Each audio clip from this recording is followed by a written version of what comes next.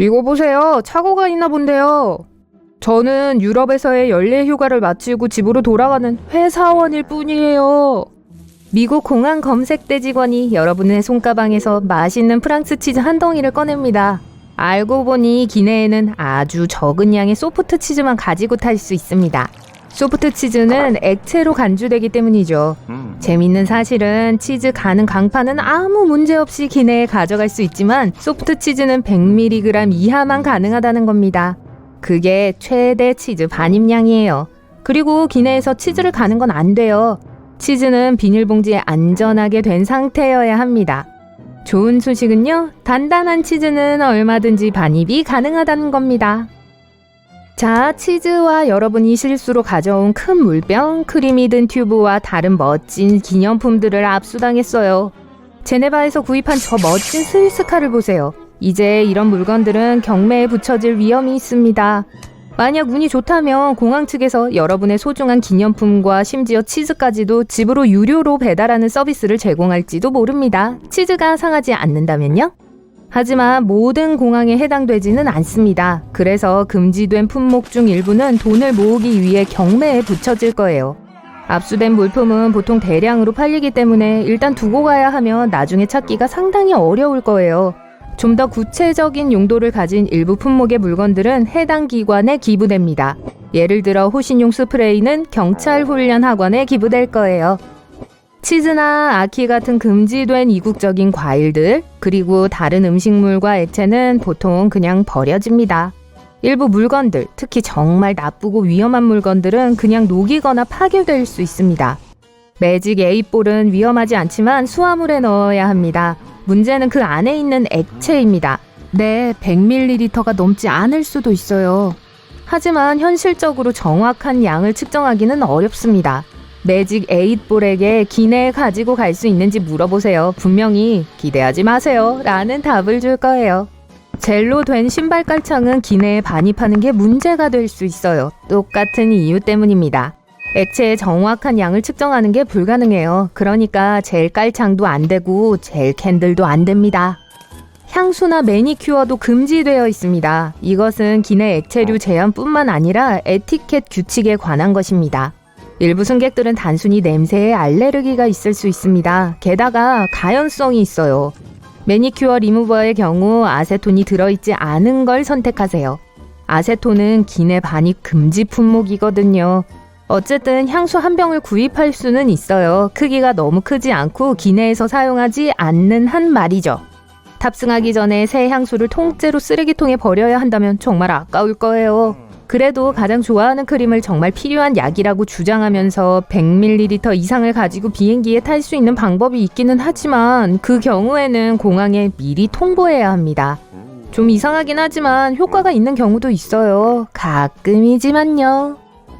기내에서 체온을 재야 필요가 있는 경우 전자체온계인지 확인하세요. 수은 체온계는 엄격히 금지되어 있습니다. 실수로 떨어뜨리기라도 하면 수은을 누가 주워 담을 수 있겠어요. 볼링핀은 기내 수화물로는 안 됩니다. 승무원들이 길고 지루한 비행 동안 복도에서 즐겁게 볼링을 치는 사람이 아무도 없기를 바라는 것 같다고요? 아니에요. 안전을 위해서입니다. 볼링핀이 누군가를 해치는 무기로 사용될 수 있다고 생각해서예요. 펜싱검, 야구방망이, 심지어 다트 같은 스포츠 장비도 허용되지 않습니다. 다트는 날카롭고 날카로운 물체는 가지고 탈 수 없어요. 경매에 붙여지는 걸 원하지 않는다면 체크인 수화물로 보내세요. 만약 수공예에 관심이 있고 대서양 횡단 비행을 하는 동안 스카프나 양말 뜨개질을 하고 싶다면 플라스틱이나 나무 뜨개질 바늘을 선택하고 손상을 입히지 않도록 바늘을 조심스럽게 싸세요.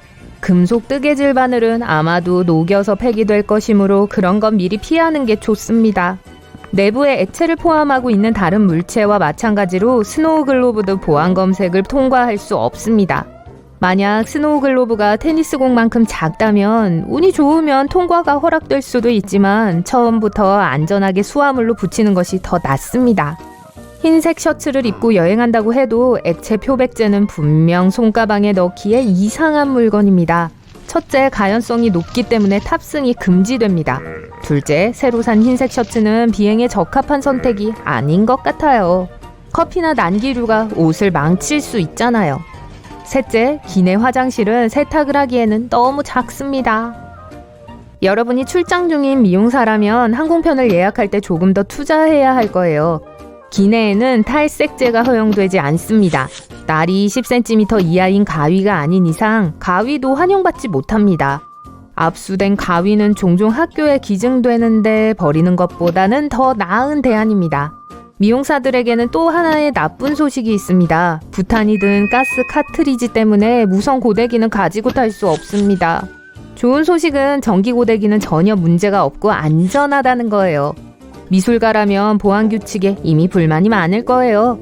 짐칸에서 페인트가 얼거나 상하는 것을 원하지 않기 때문에 반드시 기내에 가지고 가는 것을 원할 겁니다. 유화물감이 100ml 미만이라면 보안 검색대에서 문제가 없을 수도 있지만 가연성이 매우 높은 테레빈유는 절대 가지고 탈 수 없습니다. 기내식을 싫어하거나 기내식을 미리 주문하지 못한 경우 팬이나 냄비를 가지고 직접 요리할 수 있습니다. 아니죠. 요리할 수 없고 무쇠 냄비도 가지고 탈 수 없어요. 무쇠 냄비는 정말 무거워요. 그래서 위험할 수도 있습니다. 만약 미국 공항 검색대 직원이 그것을 압수한다면 지역 주방에 기부되는 것으로 끝나지 않을 거예요. 아마도 녹여버릴 겁니다. 사과나 바나나 같은 신선한 과일을 가지고 비행하는 동안 신선한 스무디를 먹고 싶다면 나쁜 소식이 있어요. 날이 없는 믹서기만 기내에 허용됩니다. 엄밀히 말하자면 날이 없는 믹서기는 믹서기가 아니죠. 아까 그 치즈 강판을 사용하면 어떨까요? 영국식 크리스마스 폭죽은 크리스마스 휴가 동안 즐거움과 행복하고 멋진 분위기를 만들 수 있지만 기내에서는 혼란만 불러일으킬 거예요. 잡아당길 때 나는 폭발음이 다른 승객들을 놀라게 할 수 있습니다. 파티용 폭죽이나 스파클러도 수화물 가방에도 넣을 수 없어요. 하이힐과 두꺼운 밑창은 금지 품목은 아니지만 몇 가지 문제를 야기합니다. 이런 신발을 신고 있다면 벗어서 스캔을 하도록 요구받을 수도 있어요. 물론 플라스틱 신발 커버도 있긴 하지만 공항 바닥은 세균으로 가득합니다. 웨딩드레스도 문제가 될 수 있어요. 일부 드레스는 엑스레이 기계에 들어가지 않기 때문에 이중으로 확인을 받아야 할 수 있습니다. 캠핑 애호가 여러분 조심하세요. 아마도 캠핑용품은 수화물로 가능한 한 많이 붙이는 게 좋을 거예요. 만일 휴대용 배낭만 가지고 가볍게 여행한다면 아마도 목적지에 도착했을 때 새로 물건을 사야 할 거예요. 날카로운 물체이기 때문에 텐트용 말뚝은 가지고 탈 수 없습니다. 2.2kg 휴대 수화물에 드릴을 가지고 타는 사람도 드물겠지만 어쨌든 이것도 허용되지 않습니다. 만약 냉장고 좌석은 너무 평범해서 드릴을 기념품으로 가져가고 싶은 창의력 넘치는 분이라면 그건 수화물로 붙이는 게 좋을 거예요. 드라이아이스 DIY 냉장고를 가지고 비행기를 타려고 한다면 분명 실패할 거예요. 드라이아이스는 가연성이 있기 때문에 안전 규정상 기내에서는 금지됩니다. 드라이아이스는 2.5kg까지 반입할 수 있지만 항공사의 허가가 필요합니다. 칼날이 노출된 모든 물건은 보안을 통과할 수 없습니다. 대신 일회용 면도기나 카트리지 날은 기내에 가지고 들어갈 수 있어요. 박스 커터와 같은 무딘 버터 나이프를 제외하고 모두 수화물로 붙여야 합니다. 고체 비누는 기내 반입이 허용되지만 가방을 스캔한 후 TSA 직원이 가방을 다시 확인하고 싶어 해도 당황하지 마세요. 화면에서 약간 이상하게 보일 수 있고 오해의 소지가 있습니다. 대신 액체 비누는 일반적인 액체 반입 규칙을 따릅니다. 배터리 규칙은 매우 다를 수 있어요. 누출 가능 배터리는 기내 또는 수화물로도 허용되지 않습니다. 그리고 리튬 배터리 또한 손상되면 화재를 일으킬 수 있기 때문에 기내에 휴대할 수 없습니다. 좋아요. 고양이와 함께 여행하는데 레이저 포인트는 고양이가 제일 좋아하는 장난감이에요. 그래도 이번 여행에서는 그것 없이 지내야 할 거예요. 휴대 또는 체크인 수화물 모두에 레이저 포인터는 허용되지 않습니다. 이동 보조 장치로 사용되는 지팡이는 반입이 가능하지만 놀랍게도 TSA는 때때로 지팡이를 금지할 수도 있습니다. 안전하게 여행하려면 항공사에 미리 알리세요. 즐거운 여행하세요. 자메이카의 국민 과일인 아키는 매우 독특한 맛을 가지고 있습니다. 순하고 버터처럼 부드러운 맛이 나서 아키를 먹어본 사람들은 꼭 스크램블 에그 맛 같다고 말합니다. 아키는 완전히 익었을 때만 먹는 것이 안전하기 때문에 미국에서는 생 아키 열매를 수입하는 것이 거의 50년 전에 금지되었습니다. 유일하게 먹을 수 있는 부분은 하얀 크림색 살 부분입니다. 분홍색 부분은 맛있어 보이긴 하지만 속지 마세요. 매우 독성이 강합니다. 검은 씨도 마찬가지예요. 가시어지는 독소 때문에 미국에서 금지된 또 하나의 과일입니다. 또한 구아나바나라고도 불리고요. 잘 익지 않으면 매우 불쾌한 효과를 일으키는 독성 물질을 방출할 수 있어요. 하지만 슬퍼하지 마세요. 아마도 냉동 가시어지를 구매할 수 있을지도 몰라요. 먹기에 안전하려면 100% 익어야 하는 또 다른 과일은 엘더베리입니다. 생 엘더베리는 몸에 좋은 비타민C가 풍부하지만 위험한 정상가리도 들어있어요. 하지만 이 열매는 매우 인기가 있어요. 파이, 시럽, 차, 잼 등의 다양한 식품에 사용됩니다. 완전히 익고 요리하면 위험하지 않아요. 그리고 이건 판매 금지되지 않았어요. 청산가리는 그보다 1200배 더 강력한 테트로도톡신을 함유한 식품에 비하면 그다지 심각해 보이지 않습니다. 별미인 보거에 바로 이 물질이 들어있습니다. 이 생선을 그냥 먹으면 피해를 면할 수 없지만 전문 요리사들은 완벽한 기술을 터득했어요. 보거를 안전하게 먹으려면 독이 있는 부분을 제거하기만 하면 됩니다. 이 별미는 푸구라고도 불리고 1인분에 약 20만 원에 달하기도 합니다. 이 돈이면 대신 안전한 연어를 많이 살 수 있을 거예요. 미국에서 거의 완전히 금지되었지만 판매가 허가된 몇몇 장소들이 있습니다. 여러분은 미식가로서 모험을 해볼 의향이 있나요? 가수마르주는 말 그대로 썩은 치즈를 의미합니다. 유감스럽지만 맛을 볼 수 있는 곳이 드물어요. 한번 먹어보고 싶은 유혹을 뿌리칠 수 없다면 이탈리아 사르디니아 섬으로 가보세요. 사실 이 치즈는 양우유로 만든 치즈에 약간의 마법을 더한 거라고 해두죠. 특정 종류의 파리가 그 치즈 안에 알을 낳고 알은 치즈 안에서 40일 동안 머무릅니다. 그러고 나면 먹을 준비가 되는데 이 별미 치즈 안에는 살아있는 구더기가 들어있어요. 그 덕분에 치즈는 독특한 질감과 매콤한 맛을 가지고 있습니다. 미국에서는 위생상의 이유로 금지되었어요. 부드러운 카수마르주와는 달리 히말라야 치즈 추르피는 세계에서 가장 단단한 치즈로 알려져 있어요. 여느 다른 치즈처럼 우유로 만들어지지만 다른 점은 20년까지 신선하게 유지된다는 사실입니다. 재료가 되는 우유도 매우 특별해요. 소와 야크 사이에 태어난 젖소들은 다양한 산약초를 먹습니다. 이 우유는 허브 덕분에 독특한 맛이 납니다. 하지만 치아를 조심하세요. 치즈가 돌처럼 단단해요. 싱가포르에서는 껌 때문에 중치가 생기는 일은 없을 거예요. 치아에 좋은 껌이 있어서가 아니라 껌 자체가 완전히 불법이기 때문입니다. 싱가포르는 청결하기로 유명한데 정부는 공공장소에서 껌을 청소하는데 많은 돈이 들게 되자 껌 씹는 것을 금지했습니다. 1992년에 판매 금지되었고 판매업자들은 엄청난 벌금을 피하기 위해 즉시 판매를 중단해야만 했어요. 다른 나라를 여행하다 보면 슈퍼마켓에서 생우유를 팔지 않는다는 걸 알 수 있습니다. 미국 대부분의 주와 캐나다, 노르웨이, 핀란드, 스웨덴, 덴마크, 스코틀랜드 등의 많은 나라에서 위생적인 이유로 금지됩니다. 스코틀랜드에서는 생우유는 금지인데 반해서 헤기스는 전혀 문제가 되지 않아요. 하지만 미국에서는 금지식품입니다. 만약 미국에 사는 45세 미만의 사람이라면 거의 반세기 전에 금지되었기 때문에 헤기스를 먹어본 적이 없을 가능성이 높아요. 이 스코틀랜드 푸딩은 양의 온갖 내장을 다져서 오트밀과 섞고 다진 양파로 맛을 낸 것입니다. 그리고 기름과 육수도 잊지 마세요. 식감이 푸석푸석하고 거칠고 양념이 많이 되어 있는 것은 놀랄 일이 아닙니다. 보통 으깬 감자나 으깬 순무와 함께 먹어요. 카사바는 독성이 있는 열대풀이인데 두 가지 종류가 있습니다. 달콤한 종류에는 청산가리가 약간 들어있지만 충분히 익히면 독성이 없는 수준으로 떨어뜨릴 수 있어요. 쓴맛이 나는 카사바의 독소를 모두 없애려면 뿌리를 갈아 물에 담근 다음 알맞게 익혀서 먹을 수 있도록 요리해야 합니다. 이 뿌리는 녹말 성분이 많고 맛도 정말 순합니다. 카사바는 감자처럼 사용될 수 있어요. 으깨고 삶고 튀겨 먹을 수 있죠. 감자 대신 으깬 카사바를 곁들인 헤기스가 어때요? 그건 그렇고 무해한 것처럼 보이는 감자도 그렇게 안전하지 않아요.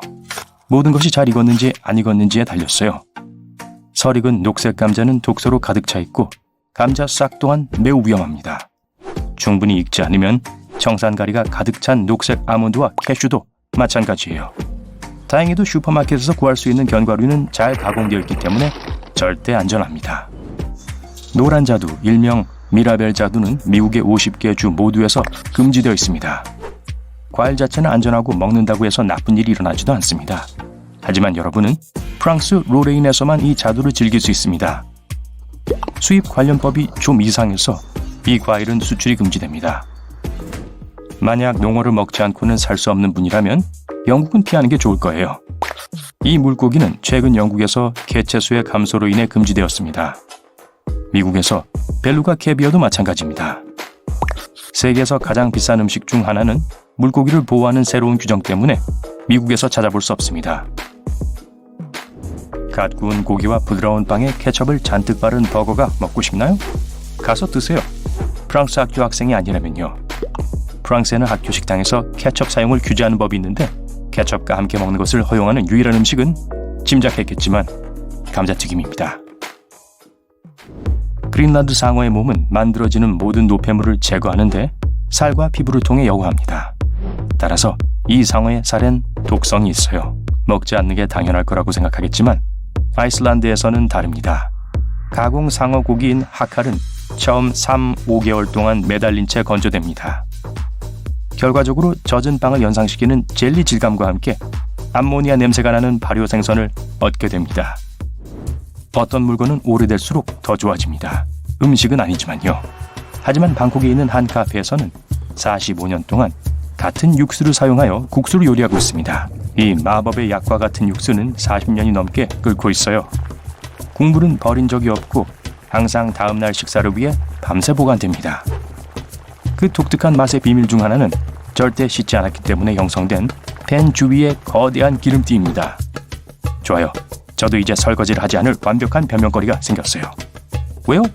음식 맛이 더 좋아진다잖아요. 캄보디아에서는 게맛과 비슷한 바삭바삭한 간식을 맛볼 수 있습니다. 튀겨서 살짝 양념이 들어갔어요. 주 재료는 타란툴라입니다. 이건 점심거리가 아닌 것 같다고요? 자, 누군가 알려주지 않는 한 절대 눈치채지 못할 거예요. 긴 이름을 가진 이 수프는 정말 맛있어요. 맛이 새콤하고 부드러우면서 새우 맛이 납니다. 글쎄요, 이 라오스 전통 요리는 정말 맛있을 것 같아요. 이것이 개미알로 만들어졌다는 것을 알기 전까진요. 약간의 신맛을 더하기 위해서 또한 작은 개미 몇 마리를 추가하는 경우도 있어요. 멕시코에서는 옥수수 알맹이가 썩어서 검게 변한 옥수수를 버리지 않습니다. 위틀라코치라고 불리는 전문 요리를 위해 보관합니다. 옥수수 알맹이에 퍼져있는 곰팡이가 흙과 나무 냄새를 풍깁니다. 맛있겠죠? 어떤 요리는 장식이 필요합니다. 특히 케이크와 파이의 경우에는요. 영국에는 스타게이지라는 파이가 있습니다. 이름 자체가 요리의 모습을 잘 표현하죠. 감자와 달걀을 곁들인 정어리가 파이 껍질에서 살짝 나와 하늘을 바라보고 있는데 약간 섬뜩해 보여요. 가끔 꼬리가 하늘을 향하기도 합니다. 차버섯은 산유로 만든 음료와 함께 동유럽에서 마시는 또 다른 이상한 음료입니다. 기본적으로 발효된 홍차나 녹차입니다. 차에 달콤한 맛을 더해주는 박테리아 배양균을 첨가하는데 먹지는 않고 음료를 발효시키는 역할을 합니다. 설탕이 효모처럼 작용하죠. 주스, 향신료 또는 원하는 맛을 첨가하세요. 맛있게 드세요. 아님 적어도 맛이라도 보세요. 참치 눈알은 중국과 일본에서 꽤 인기 있는 별미입니다. 먹기 전에 끓여야 하고 약간의 양념도 필요합니다. 제대로 요리하면 오징어 맛이 나는 별미가 나옵니다. 그리고 가격도 쌉니다. 이제부터 참치 눈알을 눈여겨보게 될 거예요. 30만 명의 사람들과 8만 마리 이상의 말.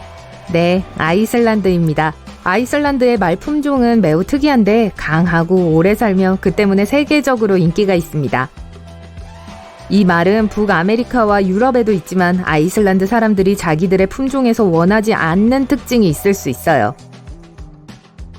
그래서 아이슬란드 사람들은 아이슬란드 품종이 다른 품종과 섞이지 않기를 원했고 1000년 전에 말 수입 금지법을 통과시켰습니다. 맞아요. 아이슬란드에서 온 말이라고 해도 다시 아이슬란드로 데려갈 수 없어요. 싱가포르에서는 껌을 씹지 마세요. 공공기물 파괴범들이 껌을 문 감지기에 붙이거나 대중교통을 방해하곤 했습니다. 그래서 정부는 껌을 청소하는데 매년 약 2억 원을 지출해야 했습니다. 껌을 법으로 금지시키는 것이 더 쉬웠기 때문에 어떤 껌도 사고 팔 수 없고 풍선껌을 불 수도 없어요.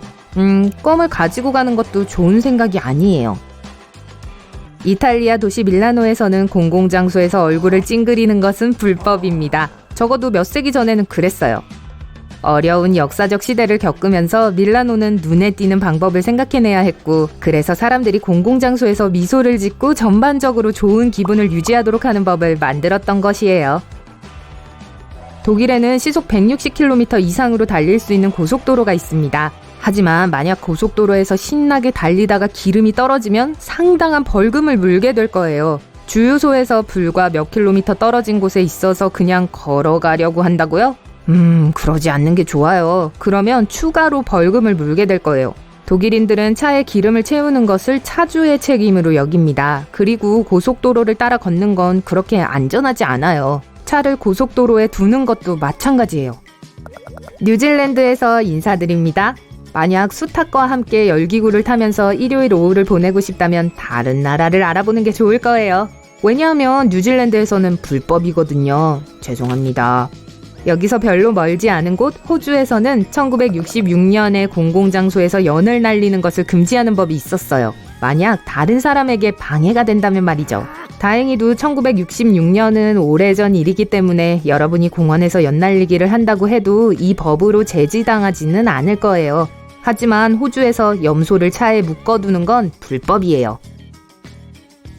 또한 배트맨과 로빈처럼 옷을 입지 마세요. 실제 정의의 사도가 아니라는 걸 경찰에게 증명하고 싶지 않다면요.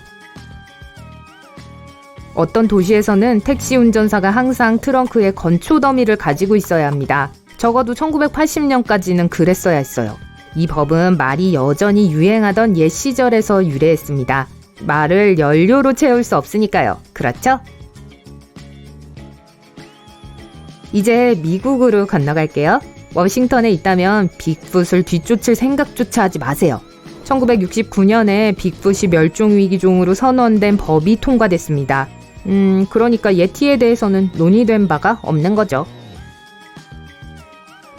버몬트주에서는 빨랫줄을 거는 것을 금지하는 규정이 있었는데 일부 사람들이 다른 사람의 빨랫감과 속옷을 보는 것이 불쾌하다고 반대 투표를 했기 때문이에요. 그래서 사람들은 새로운 규정을 만들었어요. 사람들이 빨랫줄을 거는 것을 금지할 수 없다는 규정이죠. 서로 정반대되는 규칙, 효과는 있겠죠?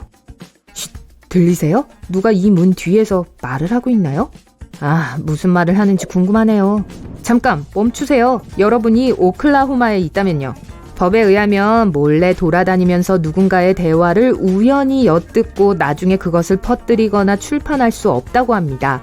그러니 공유할 것이 있다면 오클라호마 사람들에게 가서 말하세요. 여러분의 비밀은 그곳에서 안전해요. 만약 여러분이 네바다에서 산책을 하다가 인도에 누워서 휴식을 취하기로 했다면 다시 한번 생각해보세요. 거기서는 불법이거든요. 바닥에 앉지도 마세요. 그것도 문제가 될 거예요. 사소한 차이지만요. 메릴랜드주 볼티모어에 가거든 사자를 영화관에 데려가지 마세요. 사자가 아무리 영화를 보고 싶어 한다고 해도 규칙은 규칙이에요. 또한 그곳에서는 위반해서는 안 되는 몇 가지가 더 있어요. 공공장소에서 나쁜 말을 하면 안 돼요. 바다에서 수영하는 동안 먹지 마세요. 공원에서 민소매 셔츠를 입지 마세요. 아이오와주에서는 고속도로를 향해서 벽돌을 던져서는 안 됩니다.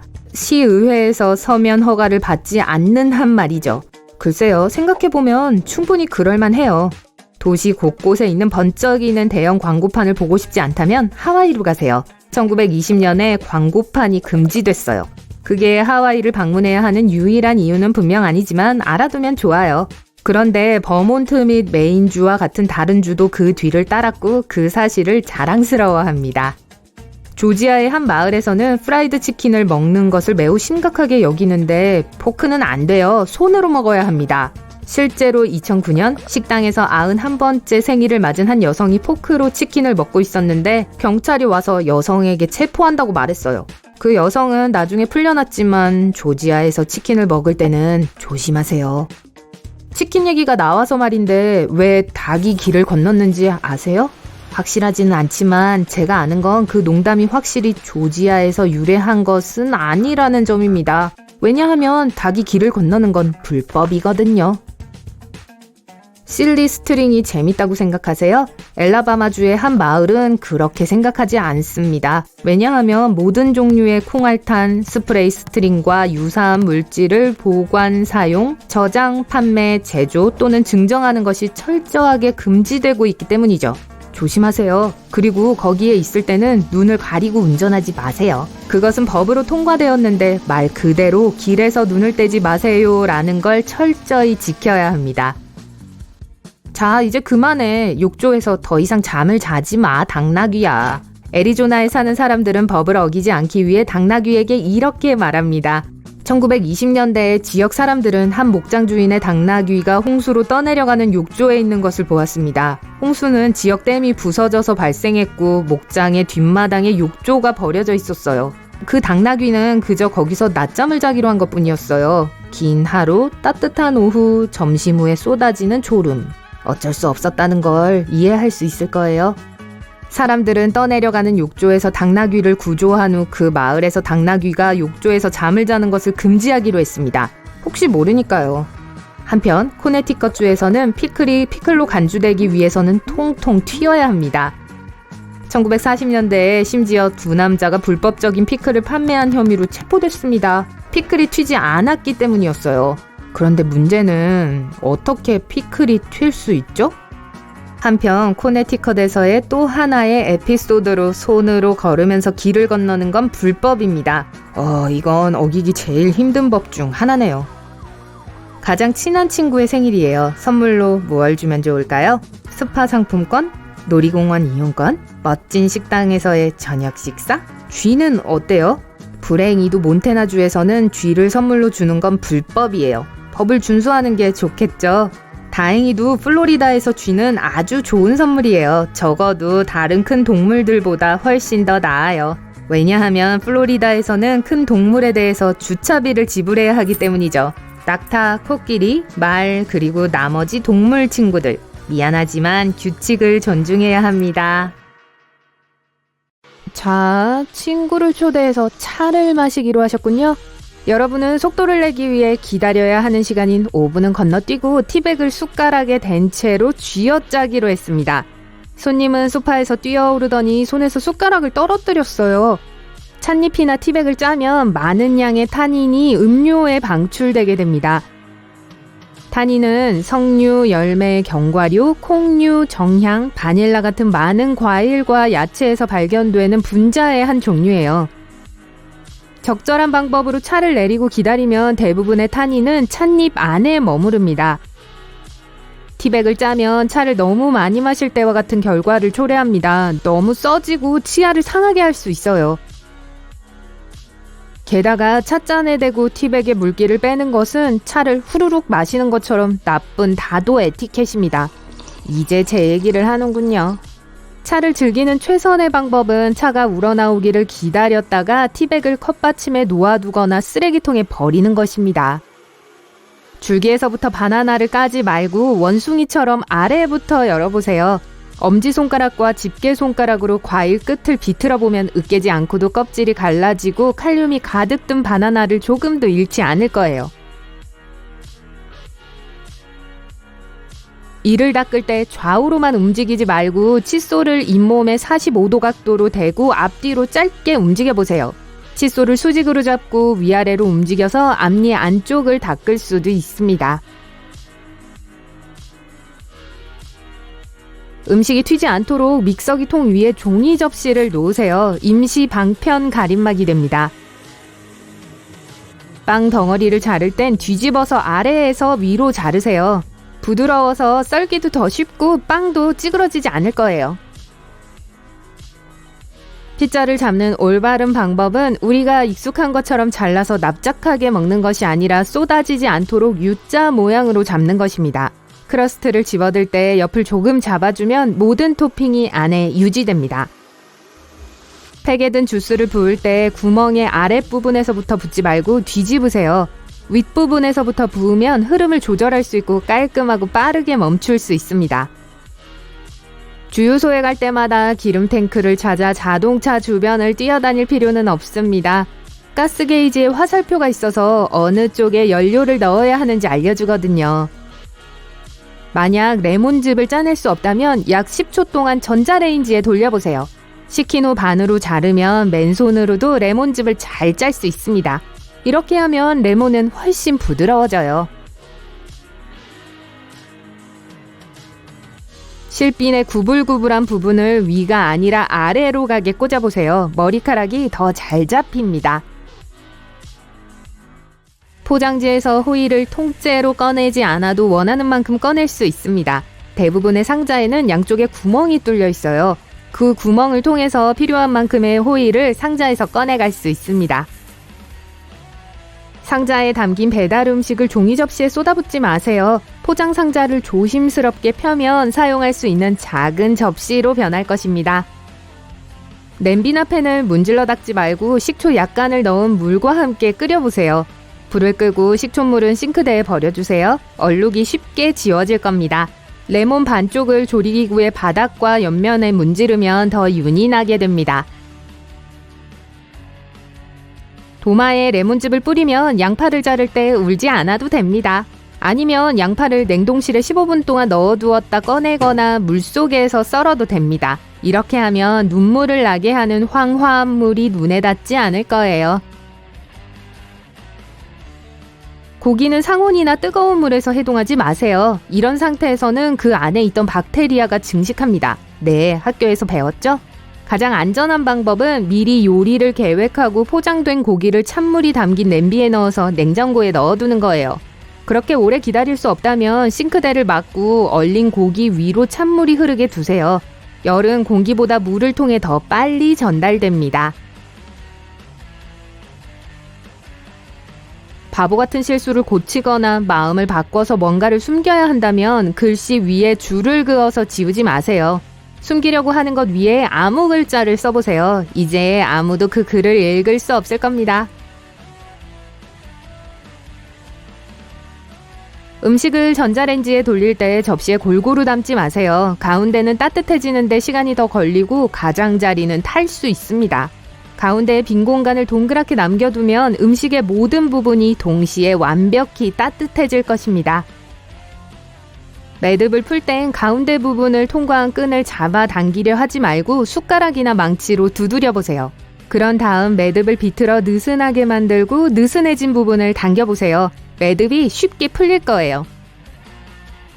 마늘 껍질을 빨리 벗기려면 손바닥으로 마늘 아래 윗부분을 눌러주세요. 마늘 알을 다 분리했으면 그릇에 담고 뚜껑이나 다른 그릇으로 덮은 후 15분 동안 잘 흔들어주세요. 마늘이 용기의 옆면과 서로 부딪히면서 껍질이 분리될 것입니다.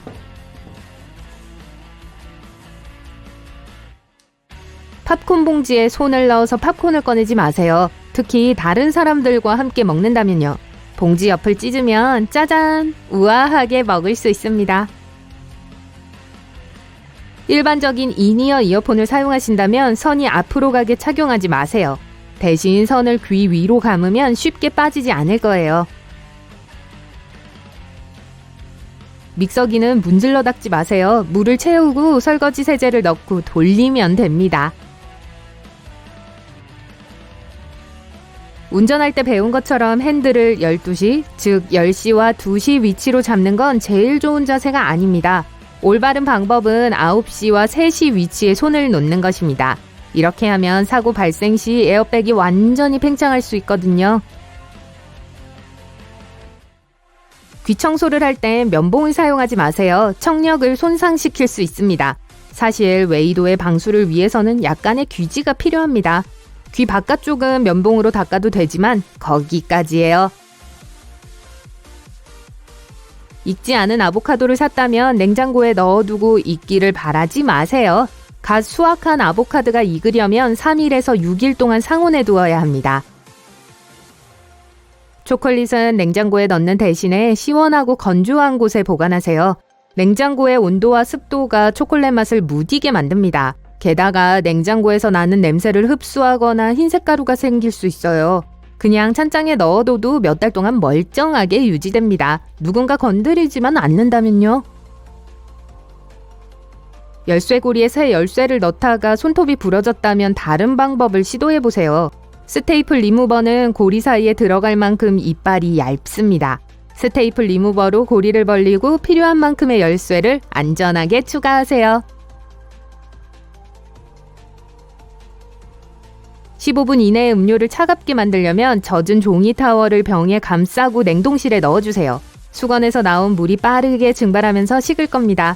따라서 냉동실의 공기보다 병의 표면이 더 빨리 차가워지게 됩니다.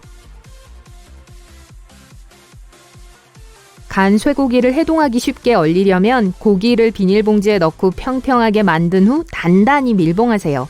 또한 봉지에 고기를 넣은 다음 긴 젓가락이나 자처럼 얇은 도구를 사용해서 고기를 부분 나눌 수도 있습니다. 녹이고 싶을 때 한 부분을 떼어내 찬물에 넣으면 돼요. 30분이면 요리할 준비가 될 겁니다. 변기 시트 커버를 사용하는 올바른 방법은 튀어나온 곳을 앞으로 향하게 두는 것입니다. 크기도 더 잘 맞고 입자와 세균이 모이는 것도 막을 수 있거든요. 세트인 침구를 따로 두지 마세요.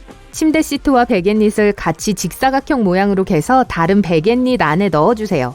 이렇게 하면 세트를 찾는 데 드는 시간을 많이 절약할 수 있습니다. 게다가 벽장을 더 체계적으로 만들어줄 거예요. 접착 메모지가 휘어지는 것을 막으려면 아래에서 위로 떼어내지 마세요. 메모 패드의 한쪽에서 다른 쪽으로 종이를 떼어내야 합니다. 파스타, 밥, 야채를 데울 때 접시를 젖은 종이 타월로 덮으세요. 보통 물로 하는 요리들은 재가열 후에도 맛을 유지하려면 약간의 수분이 필요합니다. 전자레인지로 피자를 데울 때 물 한 잔을 넣을 수도 있습니다. 피자 크러스트를 신선하고 바삭하게 유지해 줄 거예요. 비행기를 타는데 비가 쏟아지네요. 차 안이었다면 여러분은 시동을 걸고 나서 앞유리 와이퍼를 작동시키고 헤드라이트를 켰겠죠. 조종사들도 이 모든 걸 할까요? 비행기에 대해서 궁금한 점들이 많죠? 이제 해답을 찾아가 봅시다. 비행기에도 와이퍼가 있나요? 네, 상용 비행기에는 있습니다. 하지만 지상 주행 중일 때나 이륙하거나 착륙할 때만 사용돼요. 일단 비행기가 순항 고도에 도달하면 조종사들은 이것들을 끕니다. 비행기의 속도는 비로부터 앞유리를 깨끗하게 할 만큼 빠릅니다. 단발 엔진 비행기에서는 와이퍼가 없을 수 있어요. 왜냐하면 프로펠러 기류가 물을 가까이 오지 못하게 할 정도로 강하게 불기 때문이죠. 비행기가 비행 중에 엔진을 잃게 되면 어떻게 되나요?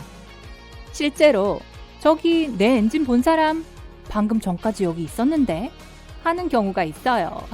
농담입니다. 실제로 비행기는 별일 없이 계속 날아가요. 바다 위를 비행하거나 장거리를 뛰는 비행기가 얼마나 오랫동안 그렇게 날 수 있는지를 명시하는 증명서가 있습니다.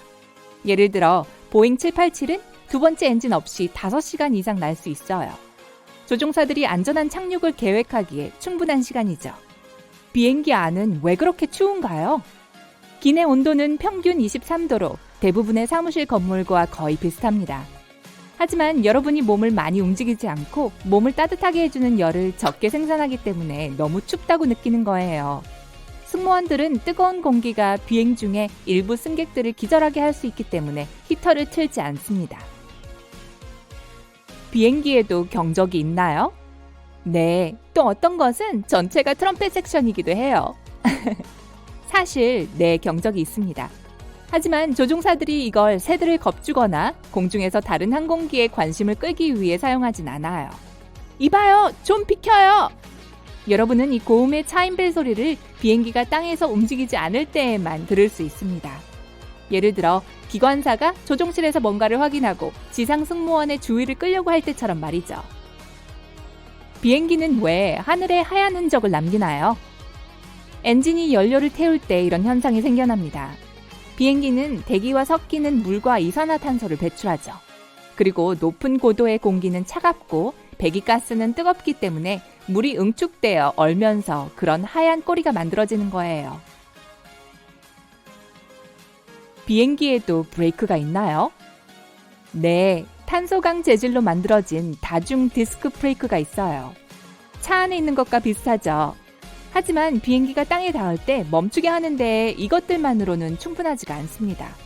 브레이크 시스템에는 날개 밖으로 미끄러져 나와 기류를 방해하는 다른 면들도 포함되어 있죠. 비행 중에 비행기 문이 열릴 수 있나요? 객실 압력은 그런 일이 일어나지 않도록 하는 힘입니다. 만약 누군가가 열려고 한다면 11,000kg 이상의 압력, 즉 선박용 다체 무게 정도를 이겨내야 해요. 게다가 항공기 구조물 내부 깊숙한 곳에 문을 제자리에 고정시키는 잠금 볼트도 있습니다. 비행기에 벼락이 내린다면 어떤 일이 일어나나요? 통계에 따르면 이런 일이 모든 상용 비행기에 1년에 한 번 정도 일어난다고 합니다. 하지만 항공기의 금속 부품과 필해 설비는 전기가 증가하는 것을 방지해주죠. 그래서 대부분의 경우 표면에 그을린 흔적만 남습니다. 왜 항상 좌석과 창문은 줄이 맞지 않나요? 좋은 질문이에요. 모든 상용 비행기는 좌석과 창문이 완벽하게 정렬되게 설계되었습니다. 하지만 항공사가 제트기를 구입할 때 종종 여분의 좌석을 추가하는 걸 선택하죠. 좌석이 더 많으면 더 많은 승객들에게 더 많은 표를 팔 수 있으니까요. 그 덕에 여러분의 시야가 더 좁아지고 다리 공간도 더 줄어들게 되지만요. 이제 어떻게 된 일인지 아시겠죠? 승무원들은 왜 머리 위 칸에 손을 대나요? 덮개가 잘 닫혀 있는지 확인하는 거라고 생각하는 분들도 계실 거예요. 하지만 아닙니다. 승무원들은 통로를 따라 좀 더 안정적으로 걷기 위해 머리 위칸 바닥에 숨어있는 난간을 사용해요. 엔진에 있는 저 하얀 나선형의 표시들은 어디에 쓰이나요? 지상 근무자들은 청력 보호 장치를 착용하기 때문에 귀로는 비행기에 접근하는 것이 안전한지 결정할 수가 없습니다. 그 대신 제트 엔진에서 움직이는 소용돌이가 보이면 그곳으로 접근하지 말라는 메시지로 이해하죠. 비행기 창문에는 왜 구멍이 있나요? 이 창문들은 실제로는 3개의 플렉시글라스로 되어 있습니다. 작은 구멍은 가운데 글라스에 있고요. 이것이 기체 내부와 외부의 엄청난 압력 차이를 조절하는 데 도움을 주어서 외부 창이 하중을 견뎌낼 수 있는 거예요. 만약 외부 창이 우연히 깨지더라도 구멍이 있는 가운데 창문으로도 온전히 있기에 충분합니다. 또한 그 구멍은 창문에 김이 서리지 않게 해줍니다. 날개에 고리가 왜 있나요? 물에 비상 착륙을 할 경우 승객들은 일부 비상구를 이용하기 위해 미끄러운 날개를 밟고 올라가야 합니다.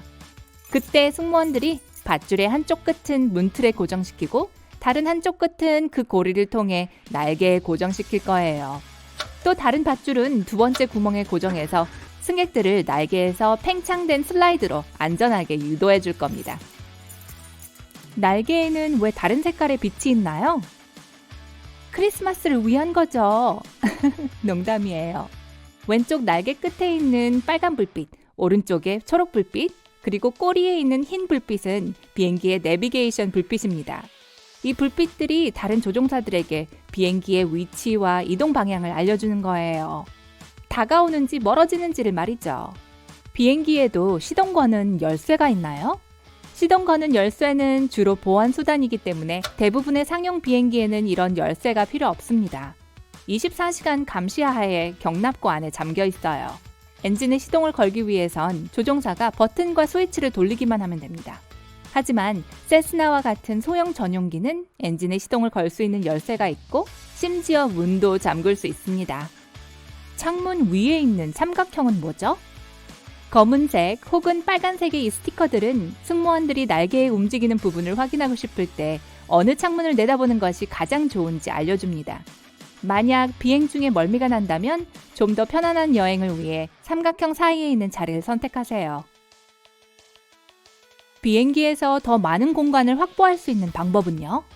운 좋게 통로 좌석을 얻었다면 통로에서 가장 가까운 팔걸이 아래 경첩 근처에 마법의 버튼이 있을 겁니다. 누르면 팔걸이가 좌석 뒤쪽까지 올라갈 거예요. 왜 대부분의 비행기는 흰색인가요?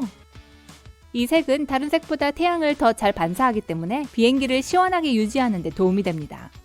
또한 표면이 흰색일 때 균열, 움푹 들어간 곳, 누설 및 기타 결함을 발견하기가 훨씬 쉬워요. 그리고 페인트를 칠하면 비행기가 545kg 더 무거워져서 더 많은 연료를 태우게 됩니다. 항공사들은 페인트 칠하지 않음으로써 비용을 절약하죠. 비행기에는 왜 승객을 위한 낙하산이 없나요? 페인트처럼 낙하산도 3,600kg 정도의 추가 무게를 더할 것입니다. 게다가 스카이다이버들은 슈트를 다루는 법을 배우기 위해 적어도 4시간의 훈련을 거쳐야 해요. 마지막으로 11,000m 상공에 있는 비행기에서 뛰어내리는 것은 안전하지 않습니다. 그 고도의 온도는 북극보다 더 춥기 때문이죠. 영하 54도예요. 더울 때는 비행기가 왜 날지 못하나요?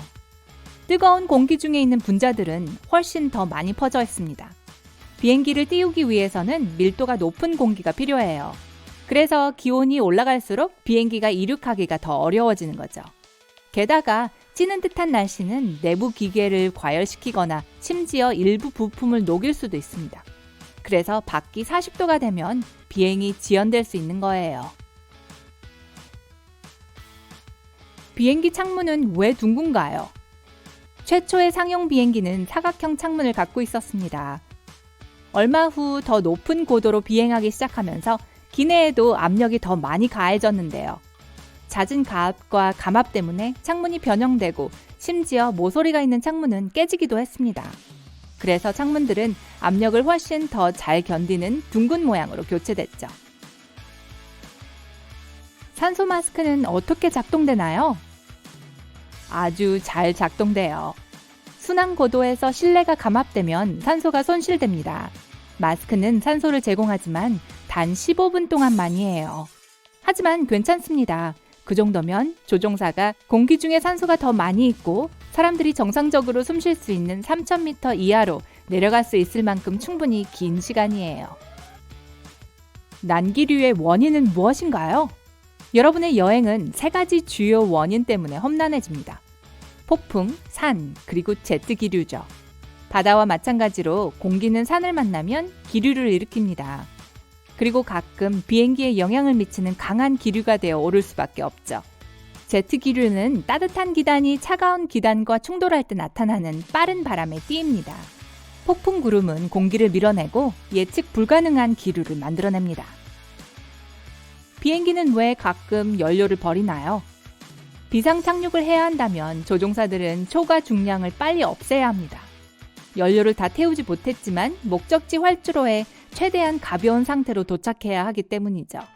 비행기가 가벼울수록 착륙이 더 부드러워집니다. 타이어가 터지지도 않고 불도 안 나요. 문은 왜 왼쪽에 있나요? 기장이 보통 그쪽에 앉기 때문에 터미널 탑승기호와 평면을 정렬하는 것이 더 쉽습니다. 오른쪽에서 항공기에 연료를 공급하고 짐을 싣죠. 왼쪽으로 승객들이 들어오면 직원들이 방해받지 않게 됩니다. 왜 이착륙할 때 조명을 어둡게 하나요? 여러분의 눈이 어두운 환경에 완전히 적응하는데 최대 30분이 소요됩니다. 야간이나 황혼에 조명을 어둡게 하는 것은 승객들이 비상 탈출해야 할 경우에 대비하기 위해서예요. 낮에는 엔진 동력을 절약하기 위해 빛을 희미하게 합니다. 왜 비행기 좌석은 대부분 파란색일까요? 이 색은 심리적인 측면에서 안정성과 신뢰성과 관련이 있기 때문에 비행에 지친 승객들이 불안감을 덜 느끼게 됩니다. 게다가 얼룩과 먼지가 파란색 시체에서는 덜 보인답니다. 이제 아시겠죠? 길을 건너는 검은 고양이, 배에 실린 바나나, 문에 매달린 말국 등 미신은 별 의미가 없어 보입니다. 하지만 많은 사람들이 여전히 믿고 있죠. 이 모든 것들은 그 기원을 알면 이해가 될 거예요. 가장 유명한 미신 11가지를 살펴볼까요? 축구 경기, 비즈니스 프로젝트 프레젠테이션 또는 까다로운 시험이 다가오고 있어요. 여러분은 실패하는 것이 두려워요. 그래서 나무를 두드립니다. 유럽과 미국에서는 문제를 피하기 위해 2000년 넘게 이 의식을 지켜오고 있어요. 실망을 막기 위해 나무를 두드리는 것은 사람들의 삶을 망치려는 악령을 쫓아내기 위해 나무 줄기를 두드리던 농민들 사이에서 유래된 것일 수 있어요. 어떤 사람들은 기울어진 사다리 밑을 걷는 것을 두려워합니다. 그리고 그러한 두려움의 이유가 뭔지 물어보면 아마도 대답하지 못할 거예요. 사다리 밑을 지나가면 실패로 이어질 수 있다는 미신은 약 5000년 전 고대 이집트에서 나타났습니다. 이집트인들은 이 형태를 신성하게 여겼기 때문에 피라미드도 삼각형이었어요. 기울어진 사다리도 삼각형 모양이기 때문에 그 아래를 걷는 것은 신성한 상징을 모독하는 것처럼 느껴졌습니다. 다른 문화권에서는 그러한 사다리가 악, 불행, 배신을 의미했고요. 그리고 17세기 영국에서는 간수들이 죄수들에게 사다리 밑을 지나가도록 강요했습니다. 가장 유명한 불길한 징조 중 하나는 깨진 거울입니다. 깨진 거울에 비친 자신의 모습을 본다는 것은 향후 7년간 실패를 의미해요. 시각적으로도 깨진 유리에 비친 모습은 불길해 보이기 때문에 많은 사람들이 그걸 보는 걸 두려워하죠.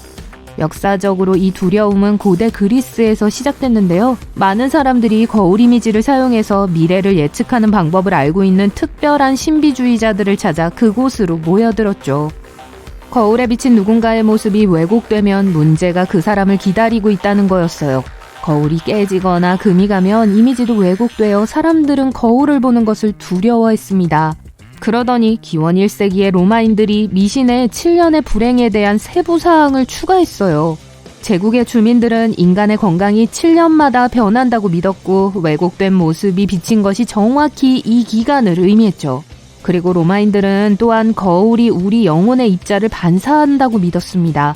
따라서 거울을 깨뜨리면 영혼이 다친다는 의미가 됐어요.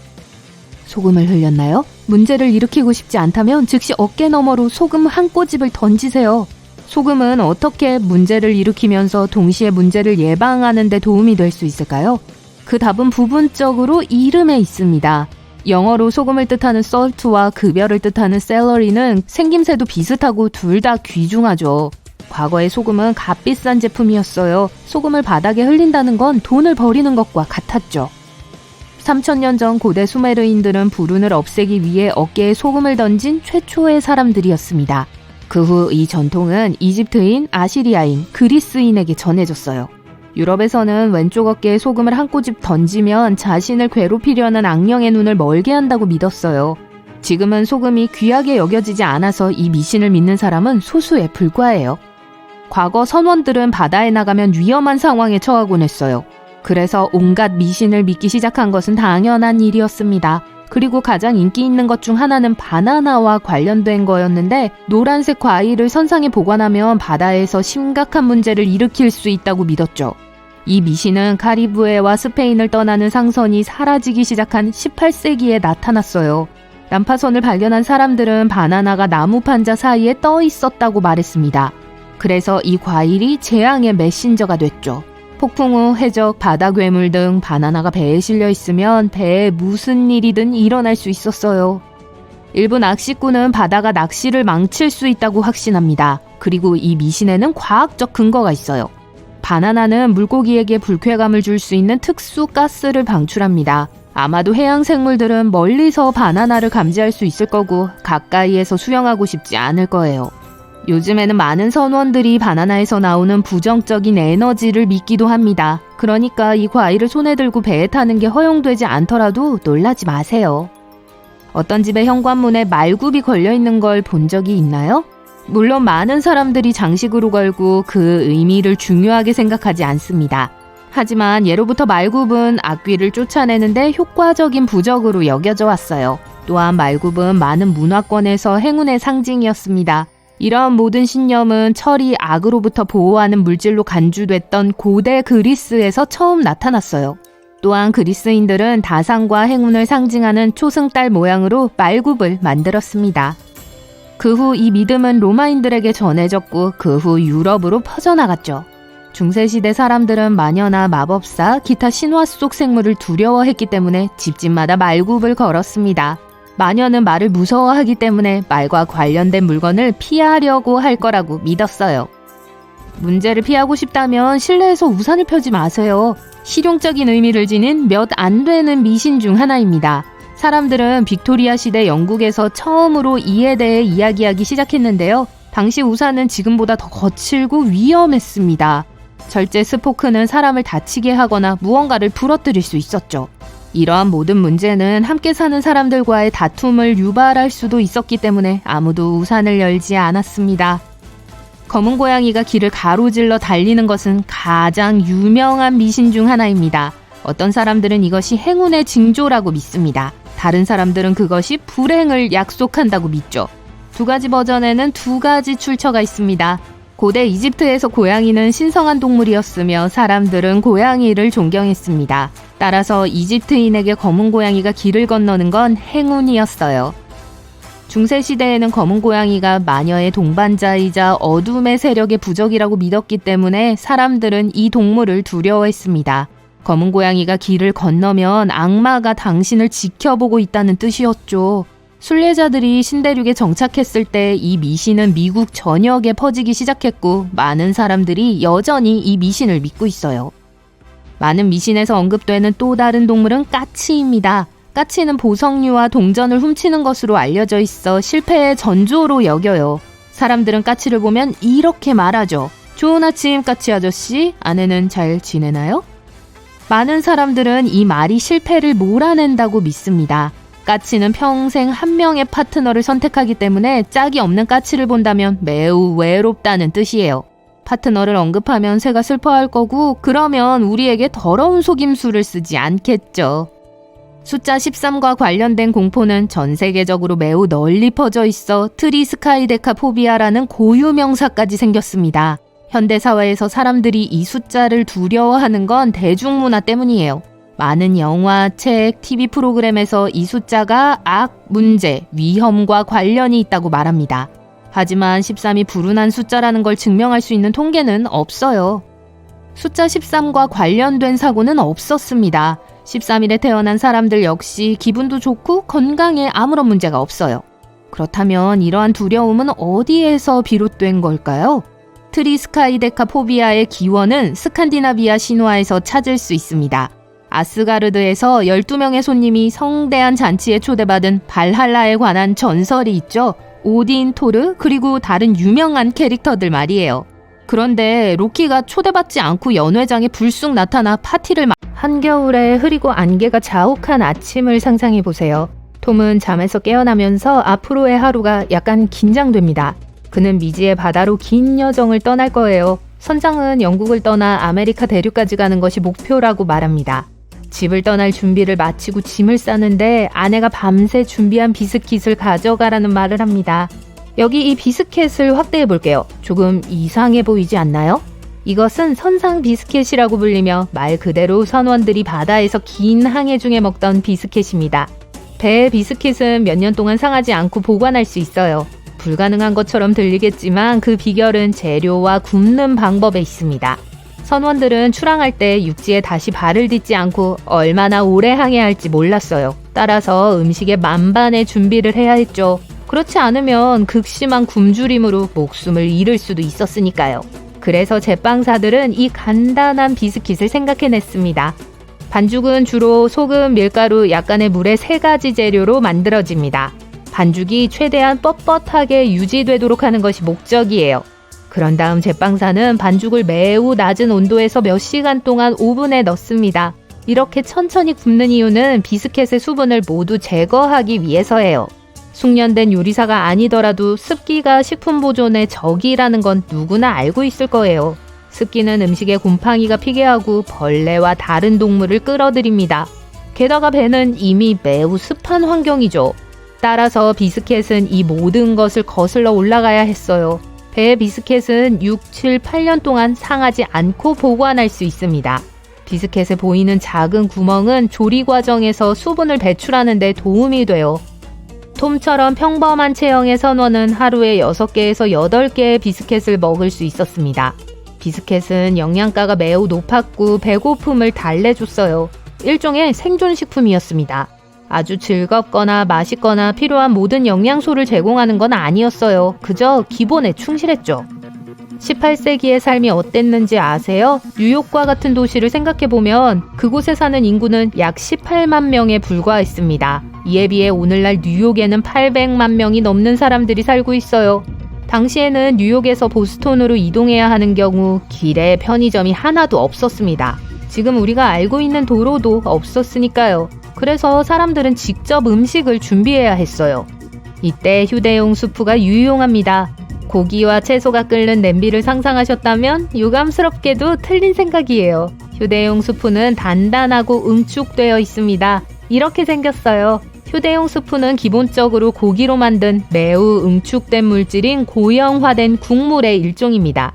생각해보세요. 편리하고 가볍고 공간을 많이 차지하지 않죠.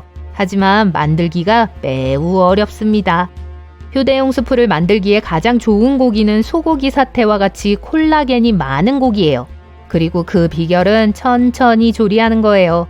하지만 눈을 떼선 안 돼요. 끓으면 모든 것을 망칠 수 있기 때문이죠. 고기를 요리하는 동안 냄비의 물에서 맛이 방출되고 몇 시간 후에 쇠고기를 꺼내도 안전합니다. 남은 물에는 영양분과 지방이 풍부할 거예요. 그리고 약 18시간에서 24시간 동안 물을 졸이면 젤라틴과 같은 영양물질을 얻을 수 있습니다. 이것이 식으면 일종의 정제로 변해요. 이 모든 변화 과정을 지켜보는 건 꽤 놀랍습니다. 하지만 이 검은색 정제는 정말 포만감을 줘요. 먹으려면 뜨거운 물을 찾아서 그 안에 고기 알약을 넣기만 하면 됩니다. 그러면 응축된 영양소가 모두 방출되어 따뜻하고 든든한 한 끼 식사가 완성되죠. 자, 이제 여러분에게 질문을 하나 할게요. 햄버거가 햄으로 만들어지지 않았는데 왜 햄버거라고 불리는지 아세요? 햄버거가 처음 발명된 도시와 관련이 있는 것 같은데요. 바로 독일의 함부르크입니다. 하지만 당시에는 지금과 같은 햄버거가 존재하지 않았어요. 케첩도 사용하지 않았죠. 적어도 지금 우리가 사용하는 토마토 케첩은 아니었어요. 하지만 역사적으로 다른 종류의 케첩이 존재했다는 사실을 알고 계셨나요? 이상하게 들릴지 모르지만 18세기에는 버섯 케첩을 먹었습니다. 참고로 일부 사전에서 케첩을 찾아보면 버섯으로 만든 소스라고 정의되어 있습니다. 토마토와는 아무 상관이 없어요. 사람들이 어디서 그런 아이디어를 얻은 걸까요? 어쨌든 이 소스를 만들기 위해 모든 종류의 버섯을 사용할 수 있습니다.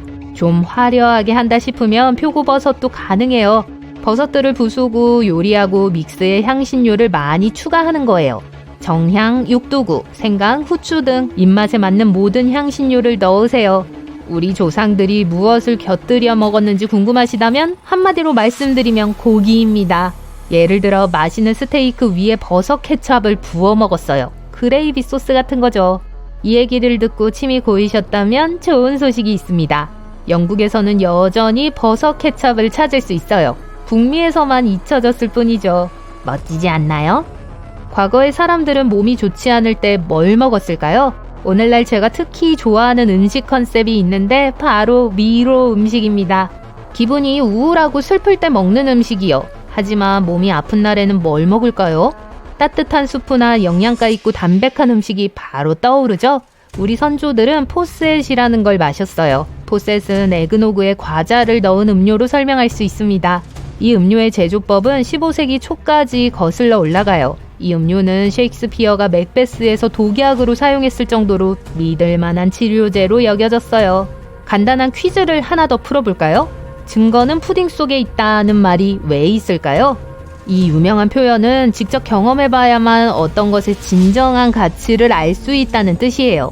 1600년대에 사용되기 시작했는데 여기서 주목해야 할 중요한 점이 있습니다.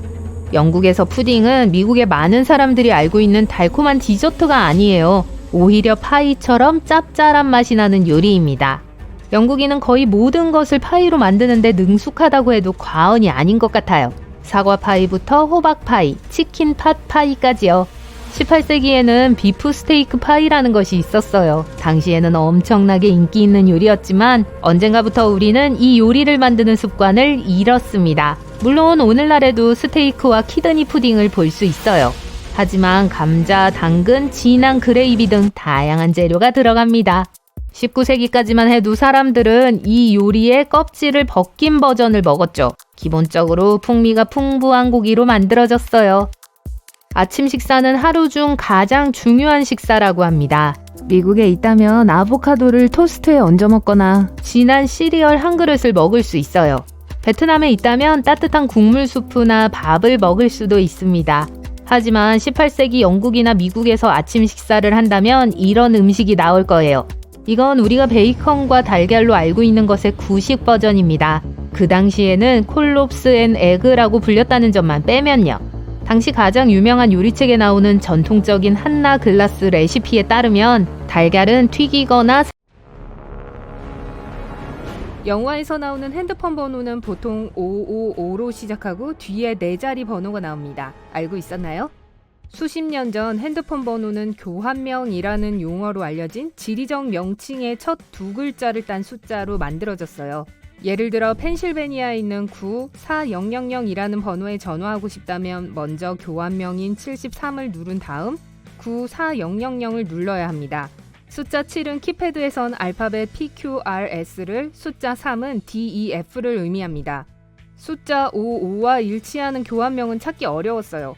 5는 알파벳 JKL을 상징하는데 이 글자들을 연속으로 나열해 구성할 수 있는 희귀한 지명 중 하나는 바로 클론다이크입니다. 그 결과 이 숫자 조합이 자주 사용되는 일은 없었고 결국 클론다이크 5는 영화판으로 넘어가기 전 회사 광고용 숫자로 변했어요. 그 후 결국 지역 코드가 생겼고 교환명은 사용이 중지됐어요. 하지만 숫자 555는 오늘날에도 헐리우드에서 사용되고 있죠. 미국의 북미 번호 계획국은 핸드폰 번호를 공급하는 역할을 맡았어요. 그중 555-0100번부터 555-0199까지는 헐리우드에서 사용하도록 지정되어 있어요. 영화를 본 팬들이 더 이상 스크린에 나온 번호로 전화해서 애꿎은 사람들을 괴롭히지 않도록 방지해줬죠.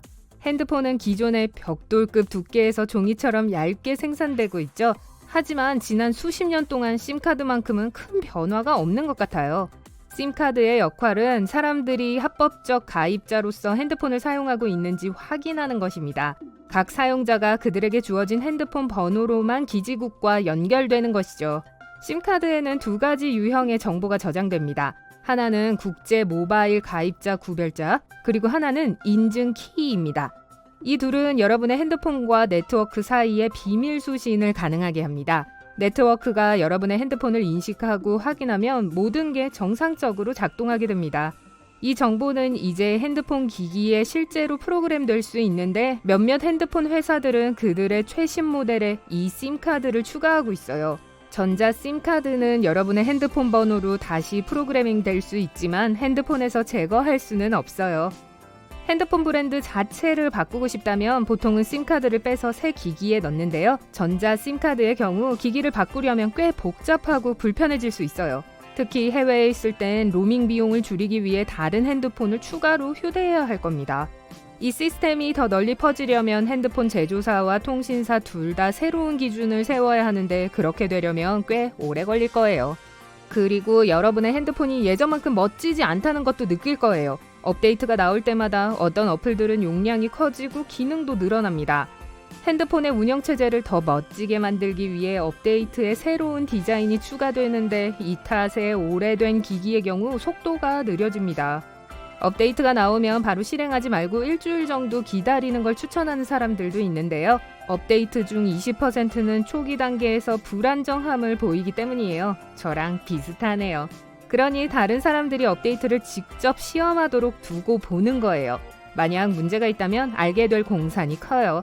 마치 악어 연못이 안전한지 미리 한번 시험하는 것과 비슷하죠. 제가 해보라고요? 괜찮아요. 먼저 하시죠. 핸드폰이 업데이트를 자주 요청한다는 것도 알게 될 거예요. 그건 여러분의 핸드폰이 점점 구식이 되면서 소프트웨어가 원활하게 돌아가기 위해 업데이트가 필요하기 때문이에요. 하지만 핸드폰을 항상 업데이트해야 하는 핵심적인 이유는 보안과 관련이 있어요. 가끔은 의심스러운 문서를 실수로 다운받기도 하는데요. 그건 여러분의 핸드폰의 하드웨어가 구식 소프트웨어에서 돌아가던 뭔지 모를 프로그램을 식별했기 때문이에요. 이런 원치 않는 다운로드를 방지하기 위해 핸드폰 업체들이 핸드폰 보호라는 명목으로 새 업데이트라는 장치를 마련한 거예요. 하지만 단지 보안을 목적으로 하는 건 아니에요. 소프트웨어 업데이트는 기존 버전의 버그를 수정합니다. 또한 핸드폰과 새 프로그램 및 기어와 잘 호환되도록 새로운 기능을 추가합니다. 안면 인식이나 지문 인식 등은 매우 중요한 핸드폰 보안 기능입니다. 핸드폰을 해제하려고 할 시에 카메라를 보거나 지문을 이용하면 핸드폰은 여러분이 미리 저장해둔 정보와 방금 받은 정보를 비교합니다. 애플에 의하면 다른 사람의 지문으로 잘못 해제될 확률은 5만 분의 1에 불과하다고 합니다. 얼굴 인식의 경우 다른 사람이 핸드폰을 열 확률은 100만 분의 1입니다. 제가 엉덩이로 여러분에게 전화를 걸 확률은 5분의 1 정도인 것 같아요. 미안해요.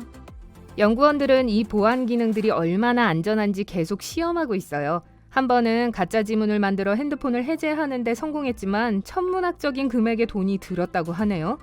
안면 인식 기능이 처음 나왔을 때 한 컨벤션에서 개발자들이 얼굴 인식 기능을 조작했어요. 그렇게 하는데 2분도 채 안 걸렸어요. 그들은 잠을 자고 있는 누군가의 핸드폰과 안경을 몰래 가져왔어요. 그리고 눈을 인식하는 부분에 테이프를 2개 붙였어요. 그 후 핸드폰 화면을 켠 채 본 주인의 얼굴에 갖다 댔더니 해제됐어요.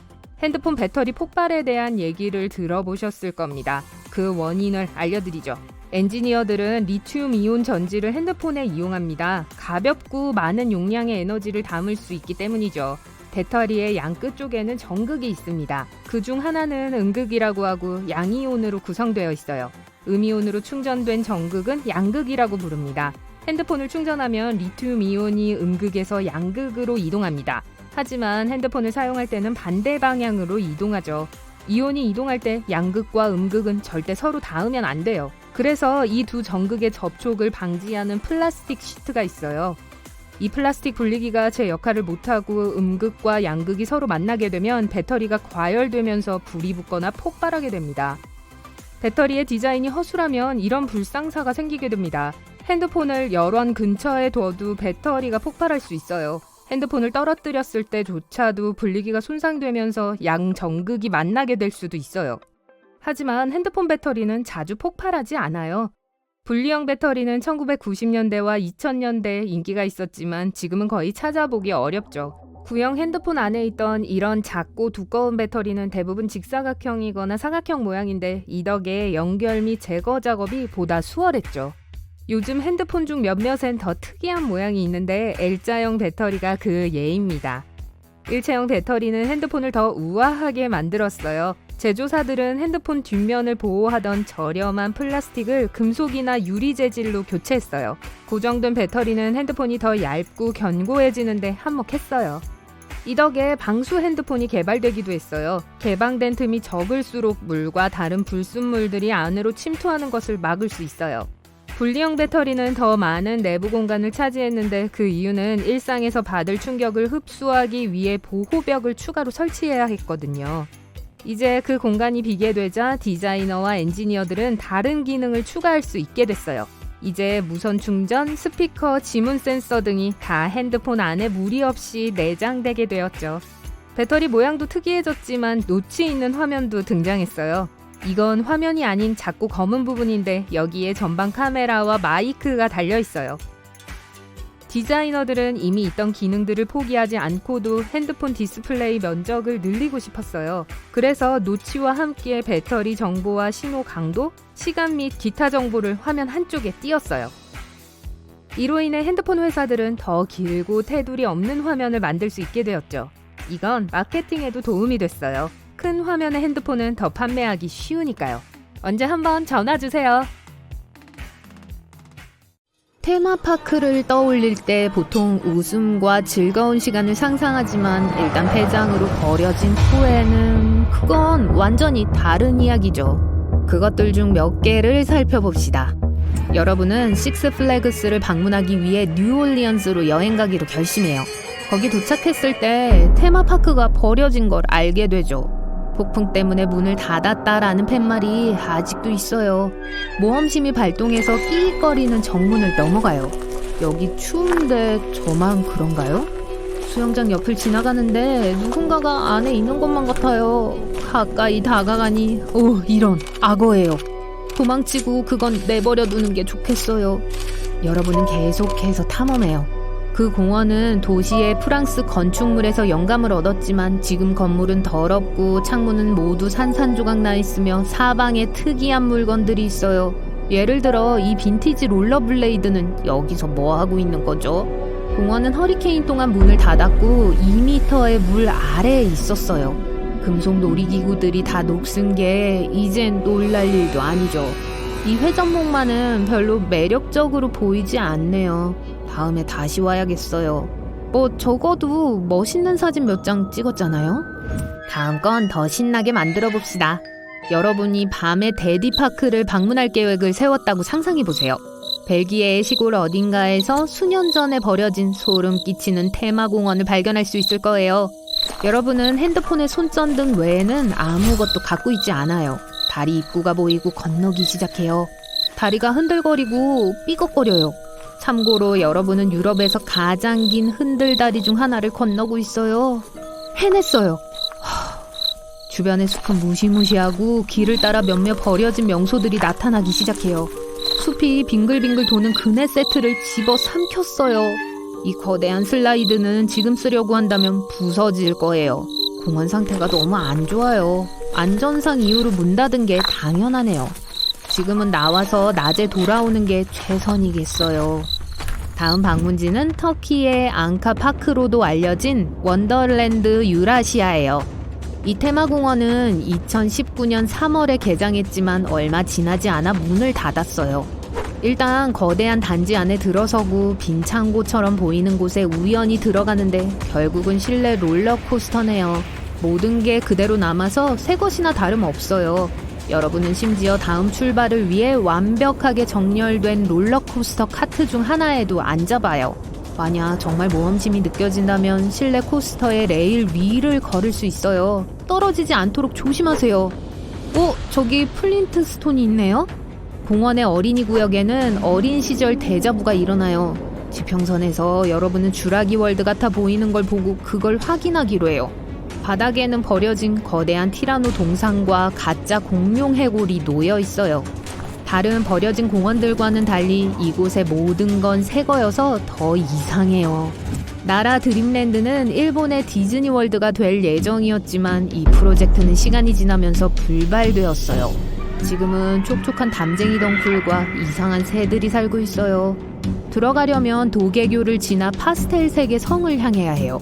안개로 덮인 롤러코스터를 지날 때 여러분의 심장이 평소보다 더 빨리 뛸지도 몰라요. 저건 원래 마테오른이 될 예정이었나요? 네, 이곳의 모든 것들이 여러분이 여기에 있으면 안 된다고 말하고 있어요. 공원 바닥에 던져진 표들과 이상하게 만들어진 솜이 채워진 동물들이 보여요. 텅 빈 식당으로 걸어가는 건 어때요? 테이블과 의자들이 여전히 제자리에 있는 게 이상해요. 한때 선물 가게였던 곳을 거닐다 보면 빈 선방과 오래된 현금 인출기가 보일 거예요. 여기서 무슨 일이 일어나기 전에 떠나는 게 좋을 것 같아요. 제가 조이랜드라고 하면 어떤 게 떠오르시나요? 이름만 들으면 다 떠오르죠, 그쵸? 하지만 오늘날 조이랜드를 방문하기로 했다면 틀림없이 아주 오싹한 시간을 보내게 될 거예요. 캔자스, 위치타 아래에는 섬뜩한 광경들로 가득 차 있는 한때 유명했지만 지금은 텅 빈 테마파크를 찾아볼 수 있어요. 숲 한가운데에 있는 옅은 파란색 미끄럼틀 확인. 공포영화에서 튀어나온 듯한 빈 창고요? 확인. 진짜로 형편없이 보이는 괴상한 오두막 당연히 있죠. 하지만 날씨가 좋은 날에 이곳을 방문한다면 공원엔 이상하지만 아름다운 곳이 있어요. 조이랜드는 1940년대 말에 지어졌어요. 방치된 분위기와 잘 어울리는 빈티지한 아우라를 담고 있죠. 앞에 줄무늬 티켓 박스가 있는 녹슨 노란색 관람차 좀 보세요. 감히 매력적이라고 말할 수 있죠. 마법의 항구 놀이공원은 결국 그렇게 마법적이지 않아요. 사우스 캐롤라이나 머틀비치 바로 외곽에 자연에 남겨진 오래된 테마파크가 있어요. 여기 범퍼카들은 더 이상 부딪히지 않아요. 만약 외부 미로에 들어가면 아마 그 미로를 나올 길을 절대 못 찾을 거예요. 녹슨 놀이기구들 사이를 뛰어다니며 뭘 보게 될지 잘 모르겠으니 방문 계획 중이라면 행운을 빌어요. 만약 덥고 화창한 오후에 더위를 식힐 곳을 찾고 있다면 디즈니의 리버컨트리는 어때요? 농담이에요. 분명 그물에 들어가고 싶지 않을 거예요. 이 공원은 1970년대에 지어졌고 2001년에 문을 닫았어요. 가짜 강을 타지 말고 걸어서 급류 타기를 방문해보세요. 100m짜리 걸을 수 있는 아주 울퉁불퉁한 길이 있을 거예요. 아마도 여러분은 만에서 그네세트 역할을 했던 매달려 있는 타이어를 볼 수 있을 거예요. 케이블을 믿을 수 있다면 짚라인 타기도 시도해볼 수 있어요.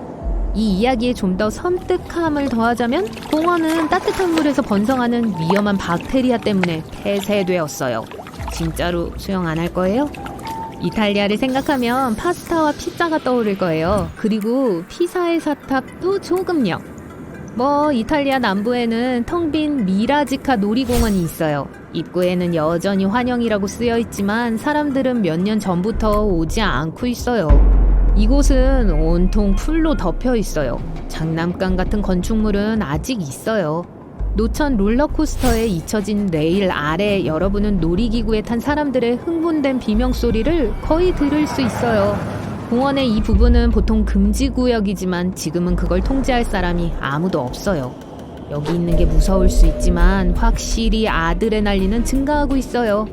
다음 테마공원은 1년 중 특정 기간 동안만 비어 있는데 여전히 진정 불안한 분위기를 풍겨요.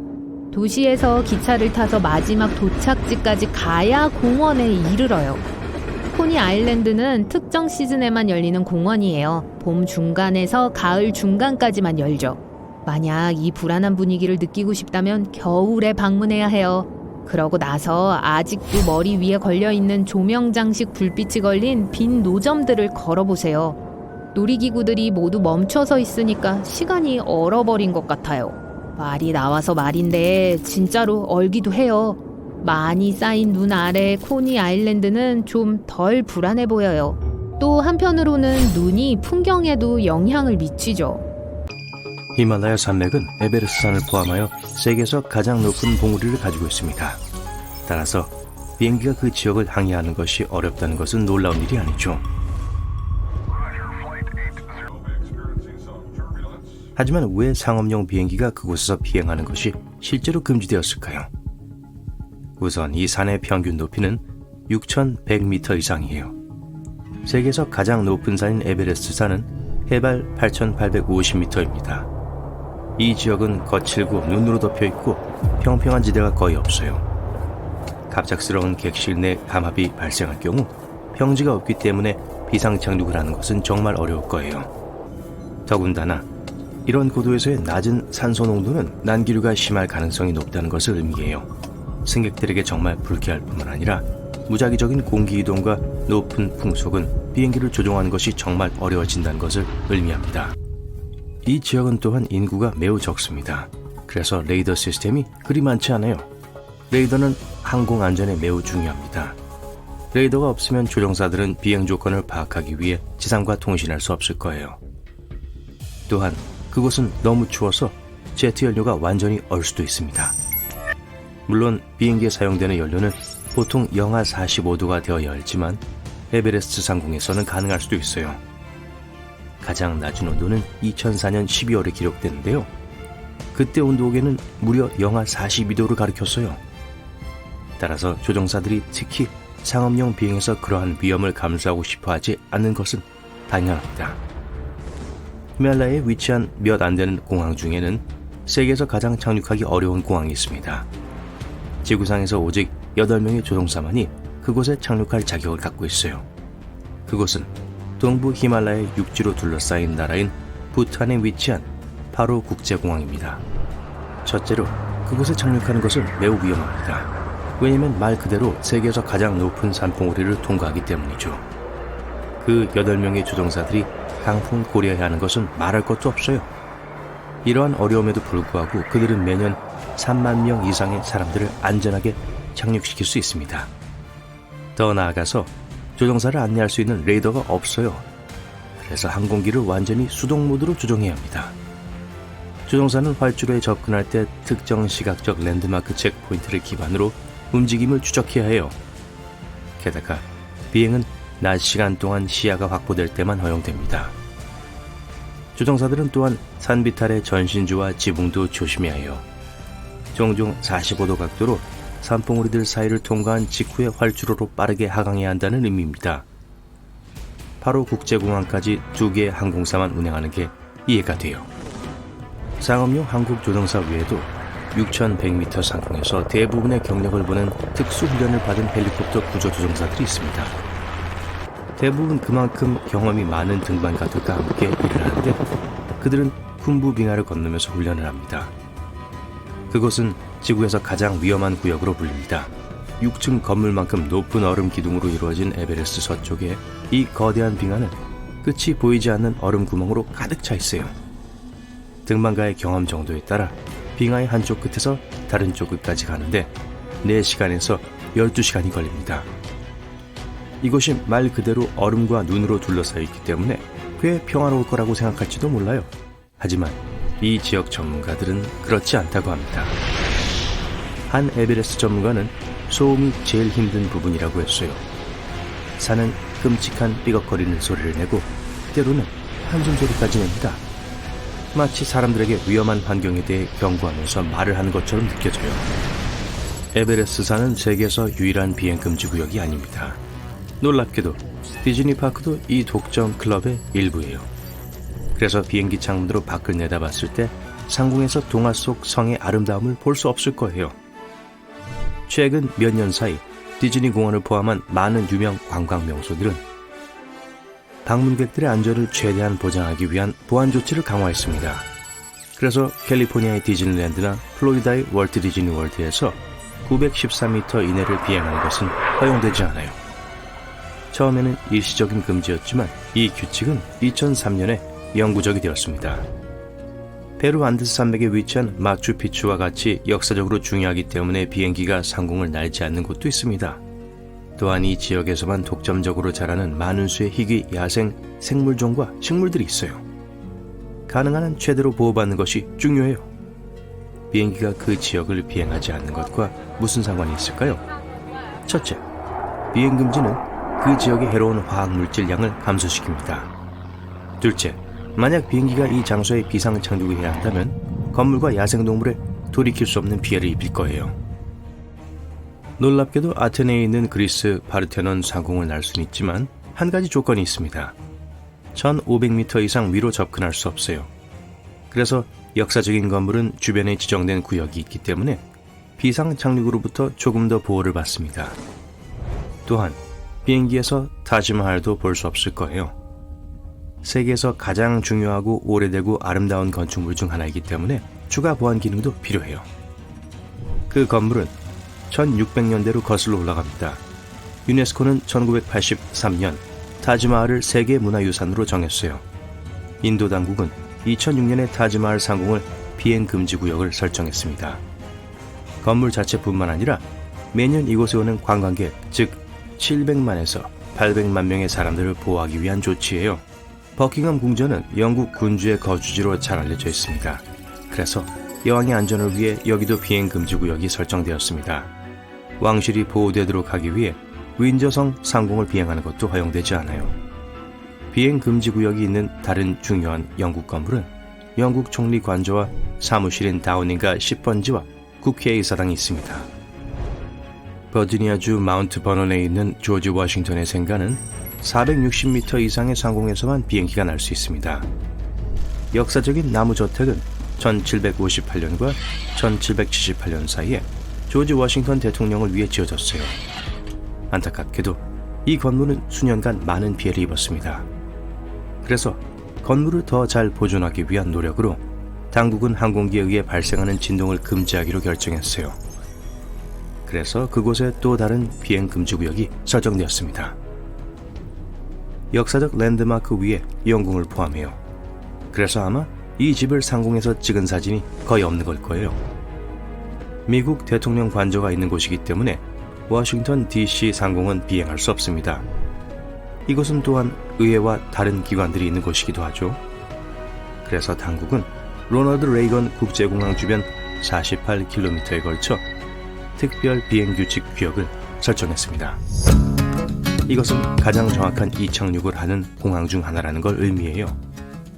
조종사들은 비행금지 구역을 주의해야 하는데 때때로 승객들에게 불편한 이착륙을 초래할 수도 있어요. 조종사가 비행금지 구역에 침입할 때마다 심각한 문제가 발생합니다. 2005년에 조종사가 실수로 비행기 금지 구역으로 들어갔을 때처럼요. 국회의사당은 즉시 대피하였고 정기 활동은 중단되었습니다. 예를 들어 부다페스트와 같은 세계의 다른 수도들도 비슷한 요구사항을 가지고 있어요. 헝가리의 수도에서는 고대 도시 페스트와 부다힐스 위를 비행하는 것이 허용되지 않습니다. 파리 상공에서도 거의 모든 항공교통은 일반적으로 금지되어 있어요. 일부 예외는 2000m 이상을 비행하는 항공기입니다. 비행 헬리콥터 또한 도시 내에서 금지됩니다. 정확한 임무를 수행하는 특정 헬리콥터만이 특별 허가를 받을 수 있어요. 공중 화장실에 대해 어떻게 생각하시나요? 두려운가요? 그럴 줄 알았어요. 하지만 화장실 문이 왜 바닥까지 거의 닿지 않는지 궁금해 본 적이 있나요? 자, 알고 보니 화장실 칸을 막지 않는 이유는 하나가 아닌 몇 가지 타당한 이유가 있었어요. 어떤 건 뻔한 반면 어떤 건 예상치 못한 걸로 드러났죠. 뛰어들 준비 됐나요? 자, 가요. 만약 완전 밀폐된 칸에서 누군가가 의식을 잃거나 다른 긴급 의료 상황에 처한다면 누군가가 그걸 알아차릴 때까지 몇 시간이 걸릴 수 있어요. 그리고 알다시피 1분 1초가 중요한 비상사태가 있죠. 반면에 화장실 칸의 바닥과 문 사이에 틈이 있으면 기절해 있는 사람을 다른 사람들이 바로 알아챌 수 있어요. 게다가 이 경우 의료인이 그 틈으로 들어가 안에서 문을 열 수 있기 때문에 문을 부수지 않아도 되죠. 문 아래의 공간은 안에 누가 있는지 알 수 있도록 해서 사람이 있는데 다른 사람이 불쑥 들어닥치는 걸 막아주죠. 어떻게 하는 건지 알죠? 칸 안에 사람 발이 보인다. 다른 비어있는 화장실을 찾아보거나 차례를 기다리죠. 게다가 공중 화장실 문이 바닥에 닿지 않아서 불필요한 줄을 막아주죠.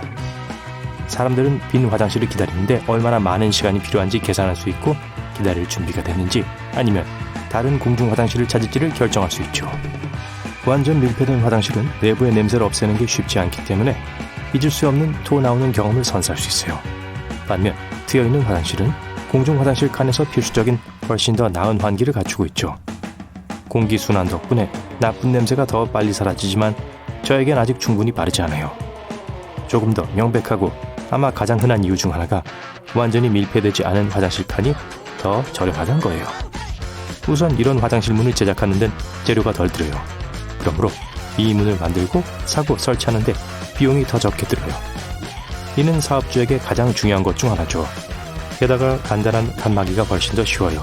천장의 높이나 바닥의 평평함에 신경 쓰지 않아도 되죠. 하지만 바닥에서 천장까지 연결되는 화장실을 주문하기로 결정한다면 맞춤 제작이나 정밀한 커팅과 같은 훨씬 더 많은 노력이 필요할 거예요. 많은 사업에서 이런 모든 문제가 재정적으로 말이 안 돼요. 화장실 칸 문 아래에 틈을 내면 모든 종류의 부적절한 행동을 힘들게 할 수 있어요. 심리적으로 사람이 덜 보호받고 밀폐되었다고 느낄수록 해롭고 위험한 일을 할 가능성이 적어져요. 그리고 공중 화장실 칸이 바닥까지 닿으면 사람들이 사적인 공간에 있는 것처럼 느낄 수 있어요. 그 결과 예를 들어 낙서를 그리거나 어떤 방식으로 화장실을 손상시키는 걸 주저하지 않을 거예요. 또 문 아래에 틈이 있으면 다른 방문객들이 문제를 일으키는 누군가를 알아차리고 그 행동을 즉시 중단시킬 수 있죠. 한번 자물쇠가 걸리면 스스로 완전히 밀폐된 화장실 칸에서 나오는 게 거의 불가능해요. 안에 갇혀서 도움을 청해야죠. 반대로 화장실 문 아래에 틈이 있으면 비상시에 그 아래로 기어서 쉽게 탈출할 수 있죠. 여러분이 볼일을 보고 나서 갑자기 화장실에 화장지가 없다는 걸 깨닫는 악몽 같은 상황을 상상해보세요. 불행히도 이 순간 완전 밀폐된 화장실에선 아무도 여러분을 구해줄 수 없어요. 하지만 문 아래에 틈이 있는 칸에서 이 비극적인 문제를 경험할 수 있을 만큼 충분히 운이 좋았다면 쑥스러움을 참고 이웃에게 약간의 휴지를 달라고 부탁해서 도움을 받을 수 있죠. 여러분도 공중 화장실에서 이런 창피한 일이 있었나요? 댓글로 알려주세요. 완전 밀폐된 화장실은 방문객들에게 아늑한 고립감을 줘요. 화장실 교통 혼잡에 소음을 차단하고 그 결과 사람들은 자신의 차례를 기다리는 다른 사람에 대한 감각을 잃게 되죠. 더 여유로워지고 볼일 보는데 더 오랜 시간을 보내게 되죠. 하지만 화장실 칸이 완전히 밀폐되지 않으면 방문객들은 더 서두르는 경향이 있어요. 교통의 속도를 높이고 화장실 줄도 없애죠. 그리고 마지막으로 아마도 틈을 남겨둔 가장 분명한 이유는 화장실 청소가 더 용이하기 때문일 거예요. 관리는 각 문을 열고 닫는데 시간을 낭비하지 않고 문 밑으로 그냥 간단하게 밀대를 밀 수 있죠. 화장실이 크면 이게 얼마나 시간 절약이 되는지 상상이 될 거예요. 바닥 세척도 마찬가지예요. 물이 흐를 수 있는 공간이 있으면 청소가 더 빠르고 효율적으로 되죠. 이런 여러분이 파티에 있는데 주변에 말 한마디도 못 붙이게 하는 불쾌한 사람들에 둘러싸였을 때 이것들을 정리해두세요. 이 간단한 공중화장실 관련 사실들을 갖고 말하는데 끼어들고 얼마나 방을 빨리 사람들이 떠나는지 보세요. 좋아요. 이제 알겠어요. 다시는 공중화장실 칸 문 아래에 구멍이 뚫린 거에 대해 불평하지 않겠다고 약속할게요. 하지만 제가 흥미를 느끼는 또 다른 질문이 있어요. 왜 모든 화장실 주 입구는 안쪽으로 열리나요? 제 말은 여러분이 들어갈 때 문을 밀어야 하고 나갈 때는 당겨야죠. 근데 반대로 하는 게 더 말이 되지 않을까요? 이렇게 하면 나갈 때 같이 쓴 손으로 문고리를 만질 필요가 없잖아요. 그냥 어깨로 밀기만 하면 자유잖아요. 비록 모든 공중 화장실이 그런 건 아니겠지만 대부분에서 나가려면 문 손잡이를 만져야 해요. 왜죠? 우선 문이 복도를 막는 걸 막아주죠. 화장실에 줄이 엄청 밀린다고 상상해보세요. 그 결과 만약 문이 나갈 때 밀기 타입이라면 더 많은 공간을 차지해 복도를 걸어가는 사람들이 문 앞에 서서 더 복잡해질 거예요. 또 많은 공중 화장실 옆에는 옷장, 음수대, 그리고 다양한 시설들이 있죠. 바깥으로 열리는 문은 이런 편의시설을 이용해야 하는 사람들에게 많은 불편을 줄 거예요. 게다가 비상 상황이 발생하면 복도를 돌아다니는 게 얼마나 어려울지 상상이 되나요? 화장실 문은 대피시 이동을 방해하거나 막으면 안 돼요. 또 공중 화장실에 들어올 때 밀기 문이 있는 또 다른 이유는 안전이에요. 첫째, 이 문들은 내부에 자물쇠와 경첩이 있어요. 그래서 아무도 여러분을 화장실에 가둘 수 없죠. 그리고 두 번째로, 만약 화장실에 나갈 때 밀기 문이 있으면 문을 너무 빨리 열다가 그 순간 문을 지나쳐오는 사람을 다치게 할 수 있어요. 또 안쪽으로 열리는 문은 불쾌한 냄새를 처리하는 데 도움이 되는데 이건 공중 화장실에선 드문 일이 아니죠. 문제는 화장실에서 문을 열면 바깥의 신선한 공기와 냄새나지 않는 공기가 안으로 빨리 들어가 악취를 없애는 데 도움이 된다는 거예요. 바깥으로 열리는 문의 경우 패턴이 반대라서 악취가 계속해서 화장실에서 빨려 나올 거예요. 화장실에 있을 때 사생활이 좀 필요하다는 것에 왈가왈부하진 않겠죠. 하지만 동시에 화장실에서 밖으로 열리는 문은 방문객과 행인들에게 화장실 안에서 일어나는 일을 안쪽으로 열리는 것보다 훨씬 더 잘, 제한 없이 볼 수 있게 해줘요. 들어갈 때 밀기 문은 또한 여러분이 화장실에 손에 뭔가를 씻으러 갈 때도 이치에 맞아요. 이렇게 하면 어깨로 화장실 문을 열 수 있고 문 손잡이를 만지지 않아도 되죠. 그리고 마지막으로 제 개인적인 관찰에 따르면 사람들은 보통 화장실을 나갈 때보다 들어갈 때 더 서둘러요. 누가 알겠어요? 저 들어갈 때 밀기 문으로 절약된 그 소중한 순간들이 불쌍한 영혼들이 극도로 불쾌한 순간을 경험하는 걸 몇 번 막아줬지요. 제 말이 뭔지 안다면 말이에요. 아마 알아들으셨을 거예요. 저 물 내리세요. 자, 오늘 새로운 걸 배웠다면 영상에 좋아요를 누르고 친구와 공유해주세요. 그리고 여기 여러분이 즐길 만한 다른 영상들도 있어요. 왼쪽 또는 오른쪽을 클릭하고 기억하세요. 밝은 면과 함께 하세요. 네, 그러게요. 그냥 비행기 전체에 거대한 낙하산을 묶으면 안 될까요? 좋은 지적이네요. 일부 비행기가 고장이 났을 때 그냥 안전하게 지상에 뜨게 하면 어떨까요? 낙하산으로 사람을 떨어뜨릴 수 있는데 왜 비행기는 그렇게 못할까요? 자, 여러분, 답은 간단해요. 무게입니다. 전보 제트기를 띄울 수 있는 힘을 가진 낙하산은 아주 무거울 거고 그 여분의 무게를 위해 여행객을 위한 좌석 수를 줄여야 할 거예요. 그리고 대부분의 상업용 비행기 오작동은 이착륙 시 낙하산이 큰 도움이 되지 않는 상황에서 발생한다는 사실도 잊으면 안 되겠죠. 에어버스 A380을 안전하게 착륙시키기 위해 축구장 크기의 낙하산이 몇 개나 필요할지 상상이 되세요? 이 비행기는 약 850명을 태울 수 있고 소형 개인용 항공기보다 약 400배 더 무겁습니다. 게다가 비행기의 무게가 더 무거워지면 한 번에 탑승할 수 있는 사람의 수가 줄어들어요. 기내 좌석이 줄어든다고 해서 사람들이 여행을 안 가도 된다는 뜻은 아니죠. 그렇다면 이착륙 횟수가 더 많아질 거고 더 많은 충돌 사고가 발생할 가능성이 훨씬 더 커집니다. 이 아이디어가 나쁘지만은 않아요. 경량 항공기에 사용할 수 있는 비행기 전체 낙하산이 있습니다. 낙하산은 항공기 본체에 있고 조종사가 천장 어딘가에 있는 손잡이를 누르면 작동할 수 있어요. 이러한 장치의 대형 제조업체는 마이애미에 있습니다. 창립자는 자신이 타고 있던 글라이더가 통제할 수 없게 회전하더니 결국 호수에 빠지게 된 후 이러한 프로젝트를 생각했어요. 이 불행한 사건 이후 그는 결국 성공했지만 더 안전하게 비행기를 탈 수 있는 방법으로 야망을 바꿨습니다. 그렇다면 탑승하는 모든 승객에게 낙하산을 지급하는 건 어떨까요? 안전기준을 강화하기 위해 모든 항공편에 낙하산을 추가할 수 있을까요? 글쎄요, 비상 상황에는 매우 까다로울 수 있습니다. 대부분의 비상 상황에는 수백 명이 아니더라도 수십 명이 탑승해요. 기내에 있는 사람들 사이에 공황 상태가 금방 조성될 거예요. 아무도 낙하산을 사용할 수 없을 테니까요. 착륙 자체는 말할 것도 없습니다. 점프 훈련을 하는 사람들도 때때로 어려움을 느껴요. 그런데 매일 비행기를 타는 대부분의 사람들은 그런 경험이 없죠. 따라서 가장 좋은 방법은 무게를 줄이는 거예요. 한 가지 해결책은 낙하산이 작동되면 날개나 엔진과 같이 항공기에서 가장 부피가 큰 부분을 제거하는 거예요. 이렇게 하면 승객을 포함한 비행기 본체만 구조할 수 있어요. 당황한 수백 명의 승객이 낙하산 사용법을 알아내려고 애쓰는 것보다 훨씬 좋은 아이디어처럼 들리네요. 결국 승객용 낙하산이 실제로 생명을 구하는 경우는 많지 않아요. 우선 낙하산을 낮에 사용해야 하고 그렇지 않으면 자기가 뭘 하고 있는지 전혀 알 수 없어요. 그리고 반드시 땅 위여야 하죠. 낙하산이 있든 없든 물 위에 착륙하는 건 좋은 생각이 아니에요. 그러니까 안전벨트를 단단히 매고 잘 되기를 바라자고요. 조종사는 비행할 때마다 낙하산을 준비하나요? 아니면 준비해야 하나요? 상업용 비행기를 조종하는 것은 일반적인 스카이다이빙 모험과는 완전히 다른 게임입니다.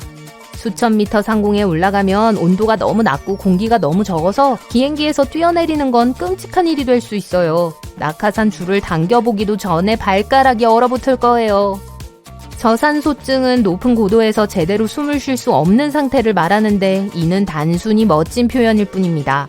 그래서 비행기에는 승객과 승무원을 위한 산소 마스크가 있지만 그 높이에서 스카이다이버는 자체 산소 탱크가 필요하기 때문에 실용적이지 않아요. 게다가 비행 중에 비행기에서 뛰어내리려고 시도해 본 적이 있나요? 뛰어내릴 수 있는 편리한 작은 문이 있는 것도 아니잖아요. 상업용 비행기는 스카이다이빙용으로 설계되지 않았고 그런 스턴트를 시도하는 건 매우 위험할 수 있습니다. 따라서 만일을 대비해 조종사에게 낙하산을 휴대하게 하는 것이 좋은 생각처럼 보일 수도 있지만 비행 유형에 따라 실용적이지 않아요. 본업에 충실하고 스카이다이빙은 스카이다이빙을 잘 아는 전문가에게 맡기는 게 더 낫습니다. 낙하산은 비행기에서 뛰어내리기 위한 용도로만 사용되는 것이 아니라 대기권에서 물체의 운동 속도를 줄이는 데에도 사용돼요. 대부분의 경우 실크나 나일론과 같은 튼튼한 천으로 만들어지며 항력을 만들어 물체의 움직임을 느리게 하도록 설계되어 있어요. 그렇다면 좋은 낙하산이란 무엇일까요? 바로 원단에 있습니다.